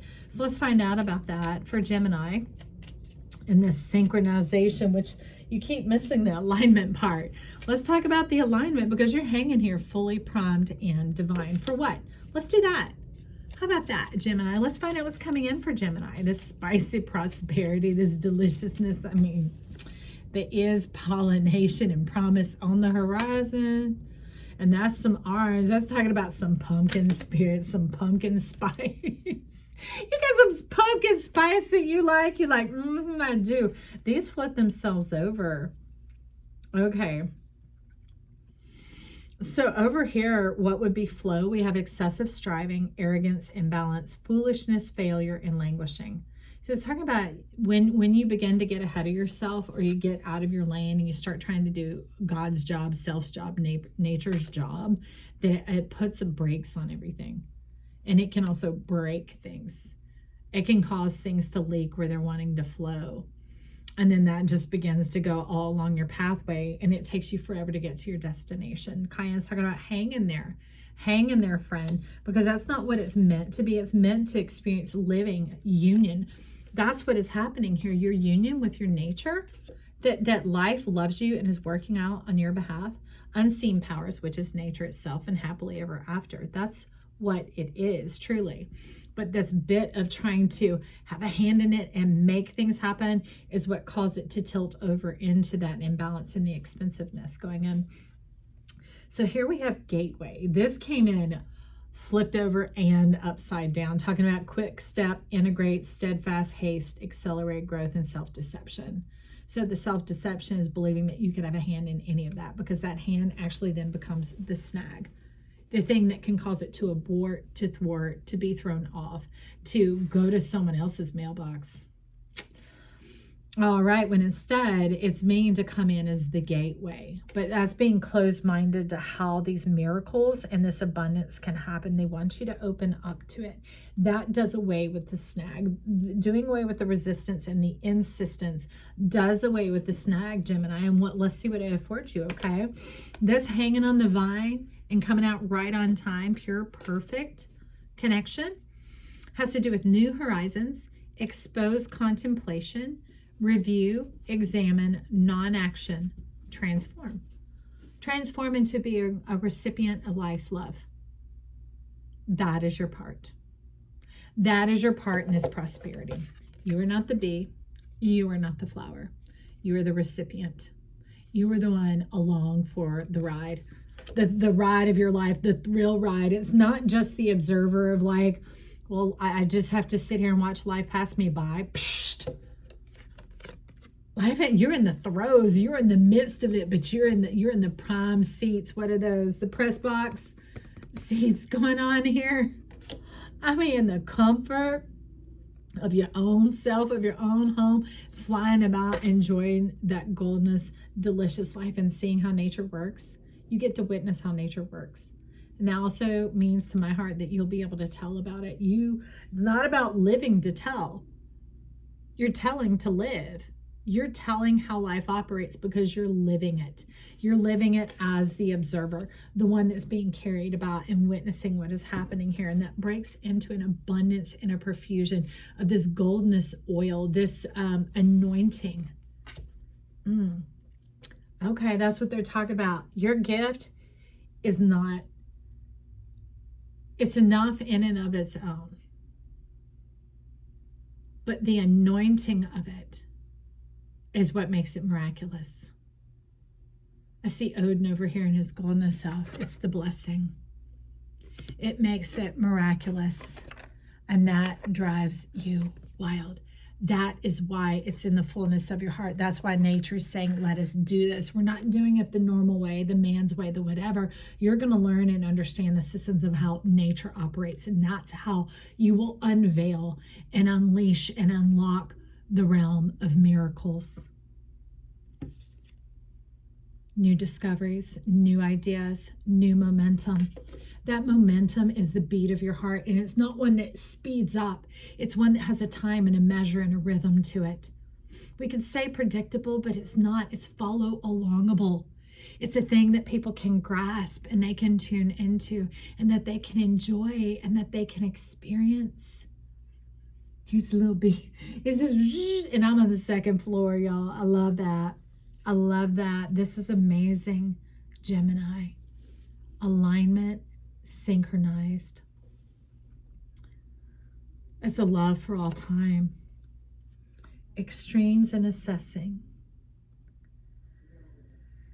More than assessing, I'm hearing obsessing in extremes, like pushing it to the limit, maxing it out. It's just saying the measure. There's a place in the measure. There's a breath in the rhythm. Get into the rhythm and it will be perfect. It's not always looking to access the excess. That's too much. Plenty, pure, perfect. It's like riding on the bee. Just hold on because they'll be going for it, kind of like Falcor in the Neverending Story. If you've seen it, you just have to hold on because when the turn comes, kind of like if you're the passenger on a motorcycle, right? You have to watch the turns and then you learn that you start to lean with it when it's going. You don't overlean and you don't underlean, right? You just learn to kind of go with the flow. And that flow and the wisdom, that anointing and the blessing of your wisdom, of your experience, of your observance is going to bring forth massive miracles. I love that. Let's go into this. How does that guy keep showing up? Because I've been dumping the rest of the cards. Wheel of Fortune. Let's get the show on the road is what I hear. I'm like, it is on the road. So we're tossing that aside. We got the Ace of Potions. Look at this. Nature rising up from an earthen vessel. There's so much more going on than the mind can conceive, because if you haven't seen it before, you're just going to see caterpillars and think, okay, caterpillars. If you haven't ever been taught butterfly or witnessed butterfly or even heard of butterfly, you don't even know what is yet to come, because these are nature's secrets being revealed to you. Ask George Washington Carver. Now, I love it because this is coming under here, because when it's talking about natural and nature, it's putting these in the upright. When you keep your hands out of it, but allow yourself to be in it, in the flow, it's like being in the stream or in the rhythm of the river. That's how you know. It becomes a part of you. And it has been a part of you. And it connects with that and it awakens it. And those are the miracle powers pouring forth from your eyes, because they're eyes that see clearly, purely, and truly. You have pure eyes, Gemini. Thank you. I love it. I love it. Let's get one of these to go with it, the strategy. Body or mind still working like, let's work this out. Let's get on this. And it's like, relax, chill. What was it? Review, examine, non-action, transform, experience living, live life, okay? Happily ever after. Not a one and done. That has been done. It is over. It's putting the closure on that and in the past. You might Check out the Taurus read, okay, because that has a bit to do with that energy, and that might be the part that brings in that communion, because you're talking about a closure union, the communion, the coming one with. The 7 and the 43 makes the 50, the jubilee, the liberation, and the 32. So this coming in, the man holding a coin, which is a coin of fortune. Okay, there's a light shining upon you of favor that is greater than you can think and imagine, cannot be replicated in a science lab nor by the hand of man. It is a gifting, an anointing, and a blessing of God. Accept it, receive it, and shine forth properly, because then it begins to bless the world that you walk and you live and you breathe in. Not by work, not by the effort. That's why they're having you cease from that. Cease from putting your hands in it, your imprint in it, your fingerprint, your input. Your input is you. Your presence, your person.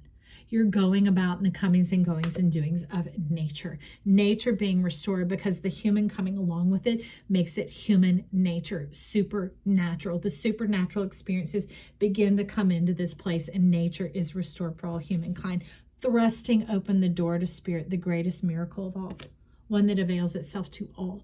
Because first and foremost, there had to be one seed, one plant, to hold true without altering the nature. Let nature bring it forth, and then there will be seed to sow and seed to share. There's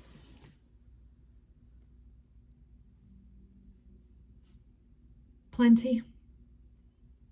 I vote for it, Gemini. I'm excited for you. Thank you for stopping by, and I pray this blesses you and that your spirit trusts and surrenders to what your soul song is saying. Okay, relax, enjoy, imbibe in life.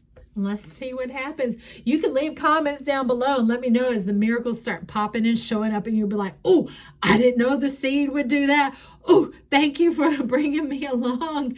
And it's not me, actually, y'all. I'm just the microphone. But, that'll be a vote for spirit, right? For the joy train, right? Bringing you on in here, and I'm excited about that. So now we're going to be stepping into Cancer, or the can-cans, right? At 1303. And your focus here, the word that came forward for you, Cancer, is possibilities. Yay. And it's underlining the S. So in case you missed it, Cancer, the cans, let's hear it. Possibilities. Yay. Not impossibility, not it may or might not happen. No, it's like, pick. You have your choice. Jump on in here. It's like if every door at the Let's Make a Deal was a great door and you got to pick and pick freely. Pick freely, Cancer. So with that, I do want to get you an authority card, is what you're talking about. I'm like, what? An affirmation card? You're like, yep, taking the word on it. There's too much going on here. But I'm going to stick with the one that came out all on its own. I think it sums it all up. Because see these? See these? Let's take the one that says it all. All for one, and one for all, Cancer. Can. I trust that my faith in the universe will give me all that I need in life. Let's put it desire. All that I desire. It's time for your desires to come forward, Cancer. It's not like you have to get a microphone and announce it to everybody. You can begin to be pleased with yourself, expressing it to yourself. I mean, because look at all this cosmic stuff going on in here. You are the whole universe. No need to be stingy or hold out or put off or wait. Daily imbibe and enjoy. I love it because I see these cosmic swirls and these galaxies. They're like, if you knew how much abundance you have, can. I love it that they're calling you can, because it's talking about possibilities. Why? Because you can. Because it will. It's happening right now. Right now is what? Okay, there's a bit of resistance. And it's like you've been growing in a certain direction for a while, and you did not know it. And it seems like it's like when something becomes abandoned, like a lot, say they cleared it off after there was wreckage and they thought they were going to prepare it and it was scraped clean. Well, you leave it alone long enough, nerf and stuff and debris begins to grow up and it has to be cleared off again. So they're saying stick with it, okay? Pick one and stick with it. These don't vaporize. That picking the one doesn't make this all go away and null and void. It's all here waiting for you. You have a lifetime, and they're saying lifetimes, meaning there are so many different facets and phases that you're going to go through. Like maybe you have a camping phase and you want to live in a camper and see the world. Maybe you have a traveling Europe phase and you want to backpack and you want to do that. Maybe you want to move to Australia for a few years and do that. Or maybe you want to move to upstate New York. Who knows? Maybe you want to write books and then you want to jet ski. There is time and space for all of you. Not the multitudes, you. The abundance in you and all the facets and expressions of you to be enjoyed and experienced. They're just saying, bring one forward. Let's start here. Okay, my dear. So with that, don't worry. We're just looking at what's first, not only. Okay, that's the beauty of it. One has to be first because then more can come. There's a lockup, no lockup, no lockup. And that kind of makes you nervous because it's like when we know we can have the whole world, we're like, no. And some of us are like, I know. Well, you come to the front of the line because it's talking about adjacent possibilities. First chakra, Archangel Michael, woman holding a heart. So they're working together, but it's talking about that power is in your hands, that y'all are working in synergy with life, but you need to bring it inside your chest. It's not like, putting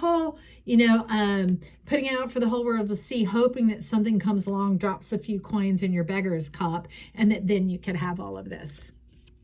This is inside of you, friend. That is who you are. That is what Michael is here to remind you of. To remind you of that itself is bring it into yourself, bring it into your heart, and that begins to put the lifeblood pumping in you. Your crown lights up, and then now life can come find you. It's like, oh, we can see can now. We can. We can come on in and see, and it's all sorts of possibilities. And that could be checking out some of the Wednesday reads that we have. If you see it, Wonderful Wild or Wonkavate, it has to do with the Wonkavator, like from the Willy Wonka, where he got to inherit the whole factory. It was the magic and the whole big thing, being able to freely create anything your heart desires and having the supplies and the support and the love there to meet you and greet you. So it's any which way. Any which way, but this will not bind you up. This is not going to hem you in. This is not going to drag you away or put you in a place where others can't relate to you or love you or enjoy you. It's not going to be isolating. It's going to be breathtaking, and not like this, like it's going to be like, where it opens your heart. It opens your collarbones because the breath begins to fill you and you wake up and you are happy about waking up and living life abundantly. I love that. So let's go. Okay. Well, apparently there's some opening up you're doing because the Ace of Wands knocked out this Seven of Cups. And you see, it's just considering your choices. It's the whole crayon box. It's just, how am I going to color this picture? How am I going to color this day? What would I like to do this day? It's not a thing of right or wrong or do-overs or anything. They're like, just keep going, keep living, keep expressing, because it is all beautiful and abounding unto you. It's springing up is your wellness, your health, and your wealth. And that is the power that is in your hand. Look at that. Look at that power that is in your hand, the power of permission. That power of permission to play your soul song. Not a siren song. Your soul song. Okay, so you're one of the few that is not wanting the October cards, which is fine. This is your reading. So we're going to get in Divine Animal Oracle, and we have the butterfly underneath the soul. Your soul song. You're like, what is my soul song, Joy? Well, we'll find out. Okay, Cancer, we will find out the possibilities of your soul song. Where to begin is where the end and the beginning meet. The space in between. It's the thing that attracts you, that draws you in. Red crowned crane. Now this is totally wild. Wherever your dreams may go, follow your heart. And the thing is it's not just in one place, because Canada geese, they migrate. They follow with the seasons. They follow with the flow of the heart. And the goldness self is always there. Remember, When your heart comes into the center of your chest and you trust that's what it is, when you trust yourself and you begin to taste and see that life is good, that your choices are good and not good versus bad, it begins to do away with the bad of thinking that your preferences are wrong or right. You just begin to realize that they're you, and that that's plenty, and that you flourish in that. That goes with you everywhere you go. Everywhere you go. And that begins to awaken the connection, the communion with yourself. It's all these orbs. They're all these earthen spirits of possibilities. You can call them, fairy dust, all that kind of stuff. It begins to draw to you because they're like, oh, this person is living in their freedom, following their heart. Yes, we want to be a part of this. It's like the stars and the stardust coming on in, coming down to be with you and to commune with you here, because through that purity of heart, they get to come to life too, right? It's like the ingredients in the cake. So I want to get a tea leaf. We have the teapot, deep friendship with someone of the same sex. Okay, so this is you having to unite with yourself. Remember the soul song coming on in here, that's what you're wanting. It's you, Peaches and her reuniting, and it feels so good.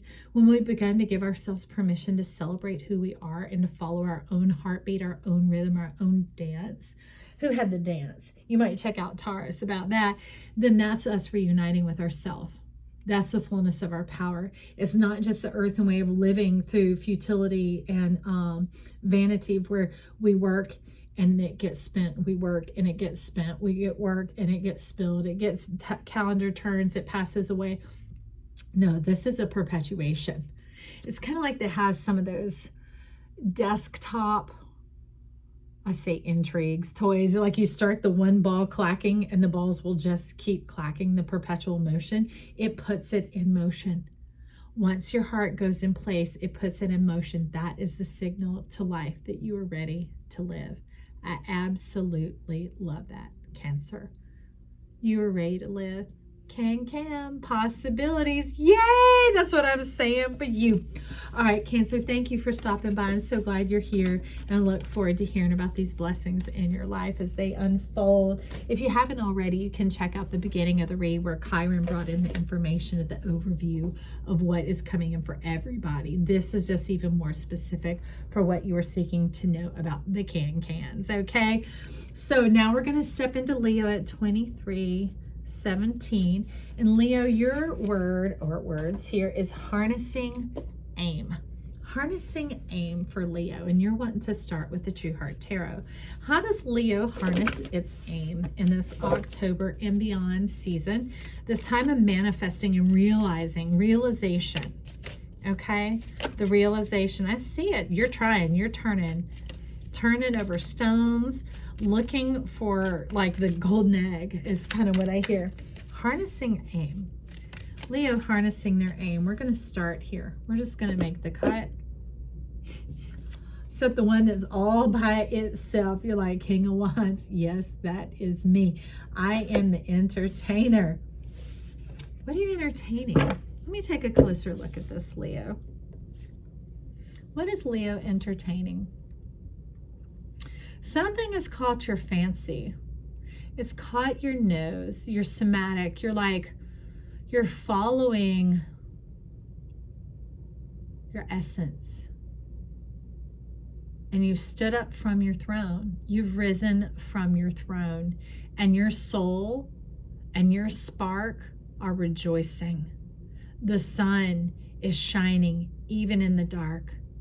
So there is light with you to guide you on this path and this initiative that you are taking, and not initiative like the thing. It's talking about an object, an initiative. Just like people start an initiative. Let me get a sip of my drink. I see who you're calling for. So let's find out about Leo sparking their initiative. What's happening here? I'm trying to grab this deck. You're like, well, red, free yourself from pain. Hallelujah. Yes, Leo. I vote that for you. And that's the number 2. And then Jade, take action, 32. That as you release yourself from these like entrapments, enfoldments, maybe old agreements that you had, maybe you didn't even realize that's what you were doing, like that you were binding yourself when you really wanted to be liberated, to be freeable, to move about and to follow your fancy. That begins this uprising energy, connecting with your soul star. You're talking about your soul star. Your soul star, well, I'm hearing the word solstice, the winter solstice. That's definitely when it turns from Sagittarius to Capricorn, and that's when we really begin the new year, the new life. Tell us about Leo and the soul star. This initiative, I love the initiative that you were taking to free yourself from pain. Look at that. That's what your pain looked like. The squirmy worms, a worm of a self, like being wormy, wishbone but not backbone. You are taking the steps to make your dreams come true. I love that. Cleaning house and unexpected visitors.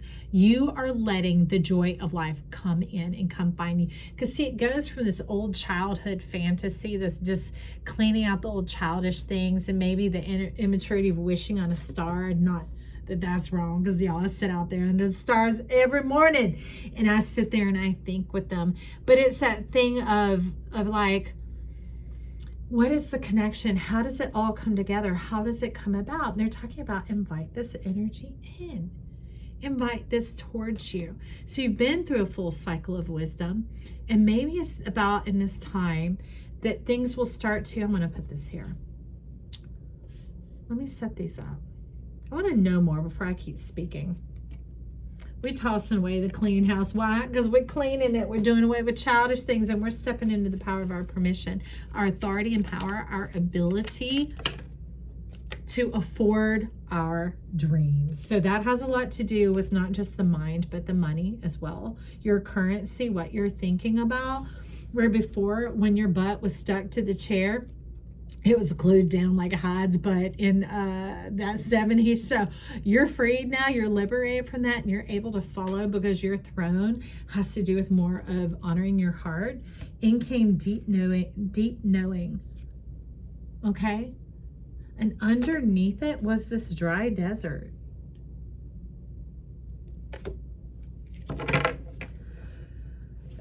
This desert has a lot to do with relationships, because you can see the person looking along here, seeing kind of the birds of the feather, the same, the saguaro cacti. But there's only one set of footprints, and there's only one spirit here. Separation from oneself. It's like, damned if I do, damned if I don't. It's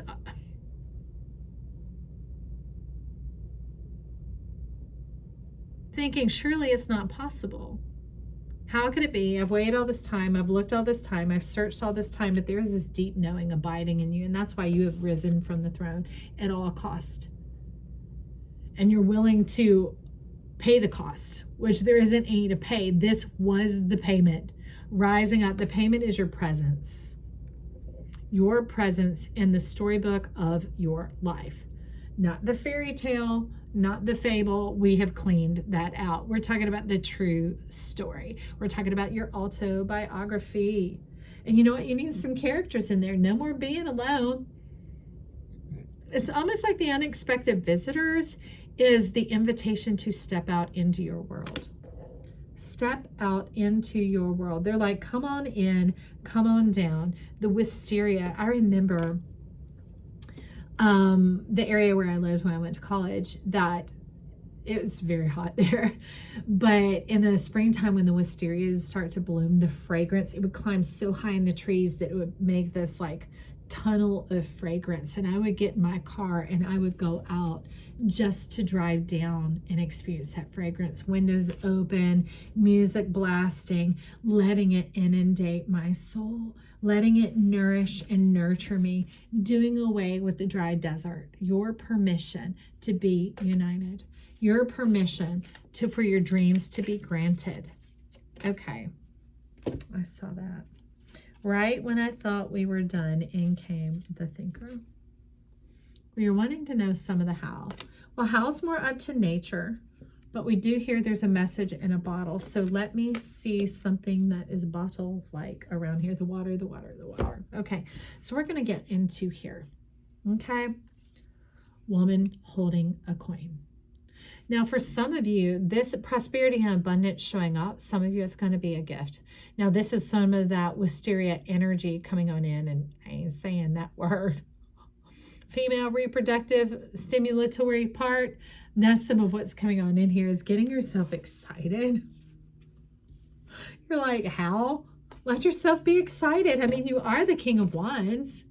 Let yourself begin to get excited about this idea, about this initiative that you're taking to step out and explore your world and the world around you. What turns you on? What gets you excited? But tell us about this message in a bottle, pelican. We also have the owl showing up with that deep knowing and the deep thinking. So let's get into the knowing, into the gut, and into the belly of Leo here. What is yours again? Harnessing your aim. Harnessing your aim. I felt that bend. Third chakra, Archangel Chamuel. Okay, so it is coming forth from the soul, your source. When you begin to let your light shine, and for you it's specifically coming from right here, that means closing the back to open the front, allowing the ribs to sink in and to be connected to where the diaphragm attaches. That allows the chest to rise and the confidence to rise up and to feed your essence, to feed your sinuses, to begin to get full of yourself in a good way. Get full of yourself in a good way, to feel your excitement, to lean into that. And I absolutely love it, but do not get ahead of yourself, because that begins to diminish your light, your guidance, your guardianship, your luminousness, your luminosity is what it's talking about. So do enough each day, do plenty each day, and then leave it alone. Leave it alone. If the light starts to dim, that is your knowledge that, hey, it's time for you to wind down, okay? So stay in that rhythm. There is no way that you kind of force this to come any faster than what it is. It's developmental. Okay, we have patience right here. Do you see that? So some of you, this is going to be a thing because it's like a seed, and seed takes a little bit of time. And in this case, for you, it's about 2 months because it's showing up in Sagittarius. So we're talking around the holiday season. I'm hearing specifically December 27th, which is actually Capricorn. That's quite interesting. So getting through the Sagittarius energy, but that doesn't mean let it stop you there, because this is the entertaining, the smelling, the fragrance, letting the excitement build. Just kind of like, well, where'd she go? Where'd she go? Maybe she was at the cut, the woman holding the coin. Just like an orgasm, the excitement has to build, okay, for something to come forth and for the release to occur. All right, that's the lightning, that's the plasma, that's the permission coming on again. All right, well, that's probably why you're not wanting any of the October cards down at the bottom. We have the lovers, though, when something is sticking to it. So I'm going to just give you a little preview. Leo, the Ace of Pentacles and the lovers. Look at that. So this is where it was those childlike dreams before that we already cleaned house on, because it's no longer just something that is inanimate or a stuffy that you have, that you dream only a one-sided scene, a one-sided story. It's reciprocated. It's connection. It's beautiful. And it comes together of its own beauty, its own life, its own fruition, and its own accord. I love that, Leo. That's super exciting. I'm glad you stopped by. I hope you look forward to that. Hey, you can come back by and drop some comments down below. You can even comment right now. Compliment yourself on your initiative to embracing this love and doing away with figments of imagination and stepping into your true imagination, your true confidence, your shine in your heart, that you are worthy, you are magnificent, and you are divine. Okay, so now we are bringing in Virgo at 3450. So Virgo, we're talking about how the stars align to flow to you. Now, most people have had a word. You're like, we want the proper grammar. We want the whole sentence. Stars align to flow to you. Okay, so let's get in here. Where does Virgo want to start this reading? Of course you do. You want to go in with the pearl. You're like, let's get in some clarity on this for us about the stars aligning to flow to us. I just want to see what's happening here, Goddess of the Moon in the Temple Path. Okay, getting your foot in the door. Getting your foot in the door. So for some of you, this is a job opportunity, a career, even because Goddess of the Moon is here. Something that maybe you've prayed about or even worked towards, whether it's physical working towards or whether it was in your spirit through ritual and through honoring of yourself and discovering your truth and getting in honor with your truth and holding to that focus. Yes, holding to that focus, because that's what leads up to the Temple Path. It's almost like this is your beam me up, Scotty place that it's all been leading to here. This isn't you starting on a journey. This is you wrapping one up and coming to the culmination. Some of you may want to tune into Leo because it was talking about building up to something. I won't spoil it for you, but we will just start from there. So I see you do want to step right in. So let's see what's going on here. It's like, let me get a closer look at this. When I pulled that, the moon was right up under here. Look at you, mounted up, fully opening your heart, not to just the full moon, but the whole moon, the goddess of the moon. Look at that. Like unto like, the calling and the called. I love that. It's not just a calling like a career. It's the choosing, the being chosen, the knowing that you were made for this.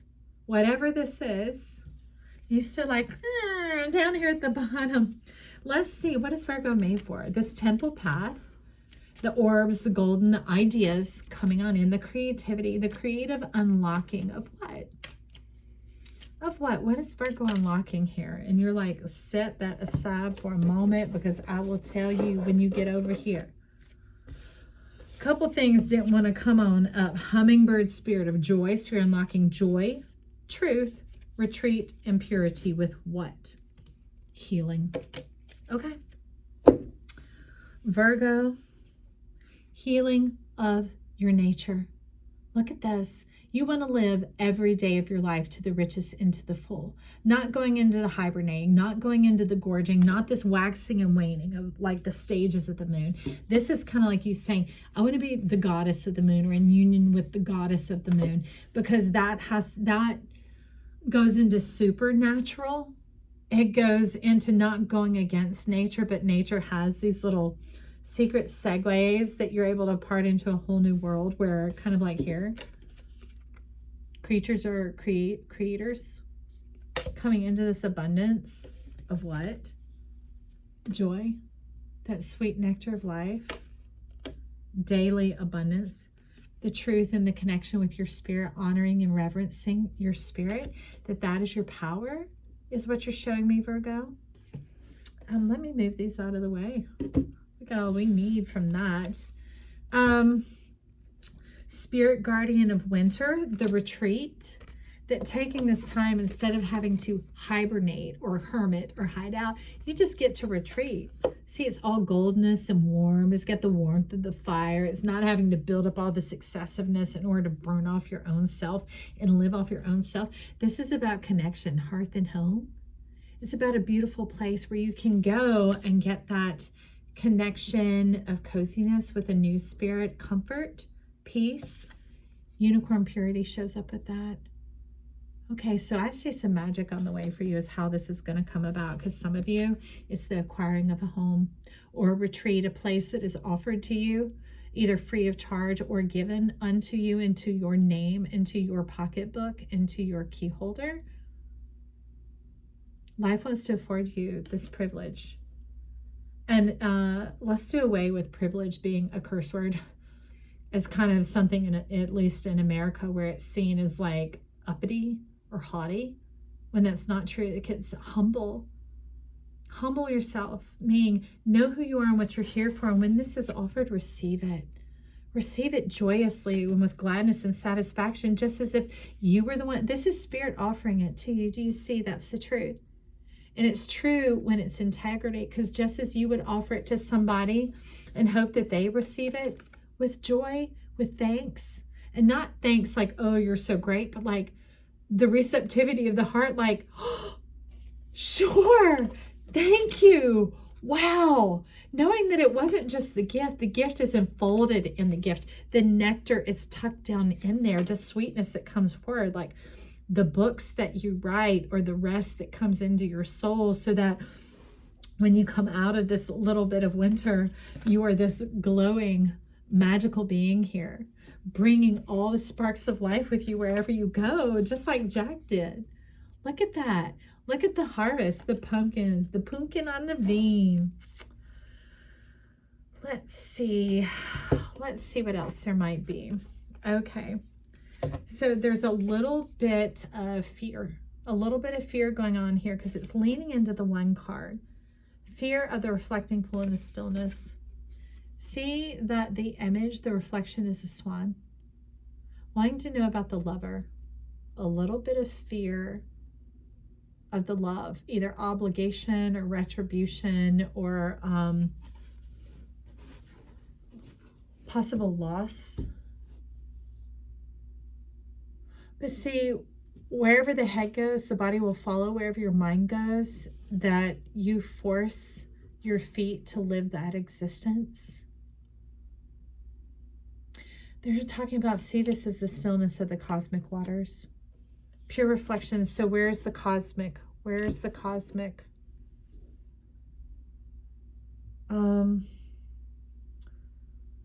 Where's the cosmic? So for one, here's Divine Animal Oracle. Okay. There's stars on here. Let's get into the cosmic truth on that, on the stillness, the reflecting pool, the 33. This is what flipped it out. Dolphin. Happiness.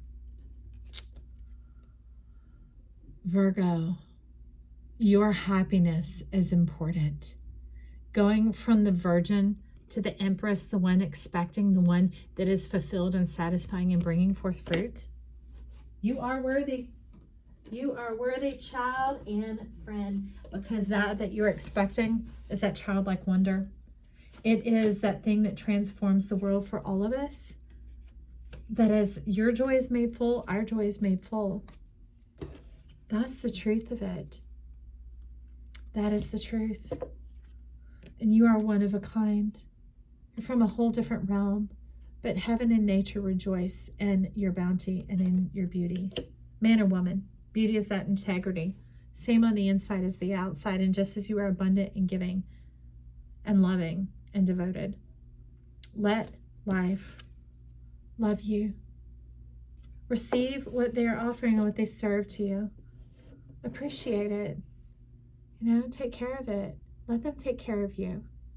Hey, I'm glad all of y'all stopped by. If you stuck through the whole thing, I love you. If you didn't, I love you. If you're just showing up here, you can check out any of the other reads. Even though it's October, these are timeless because a lot of it is extending all the way through January 27th is what they mentioned in the read.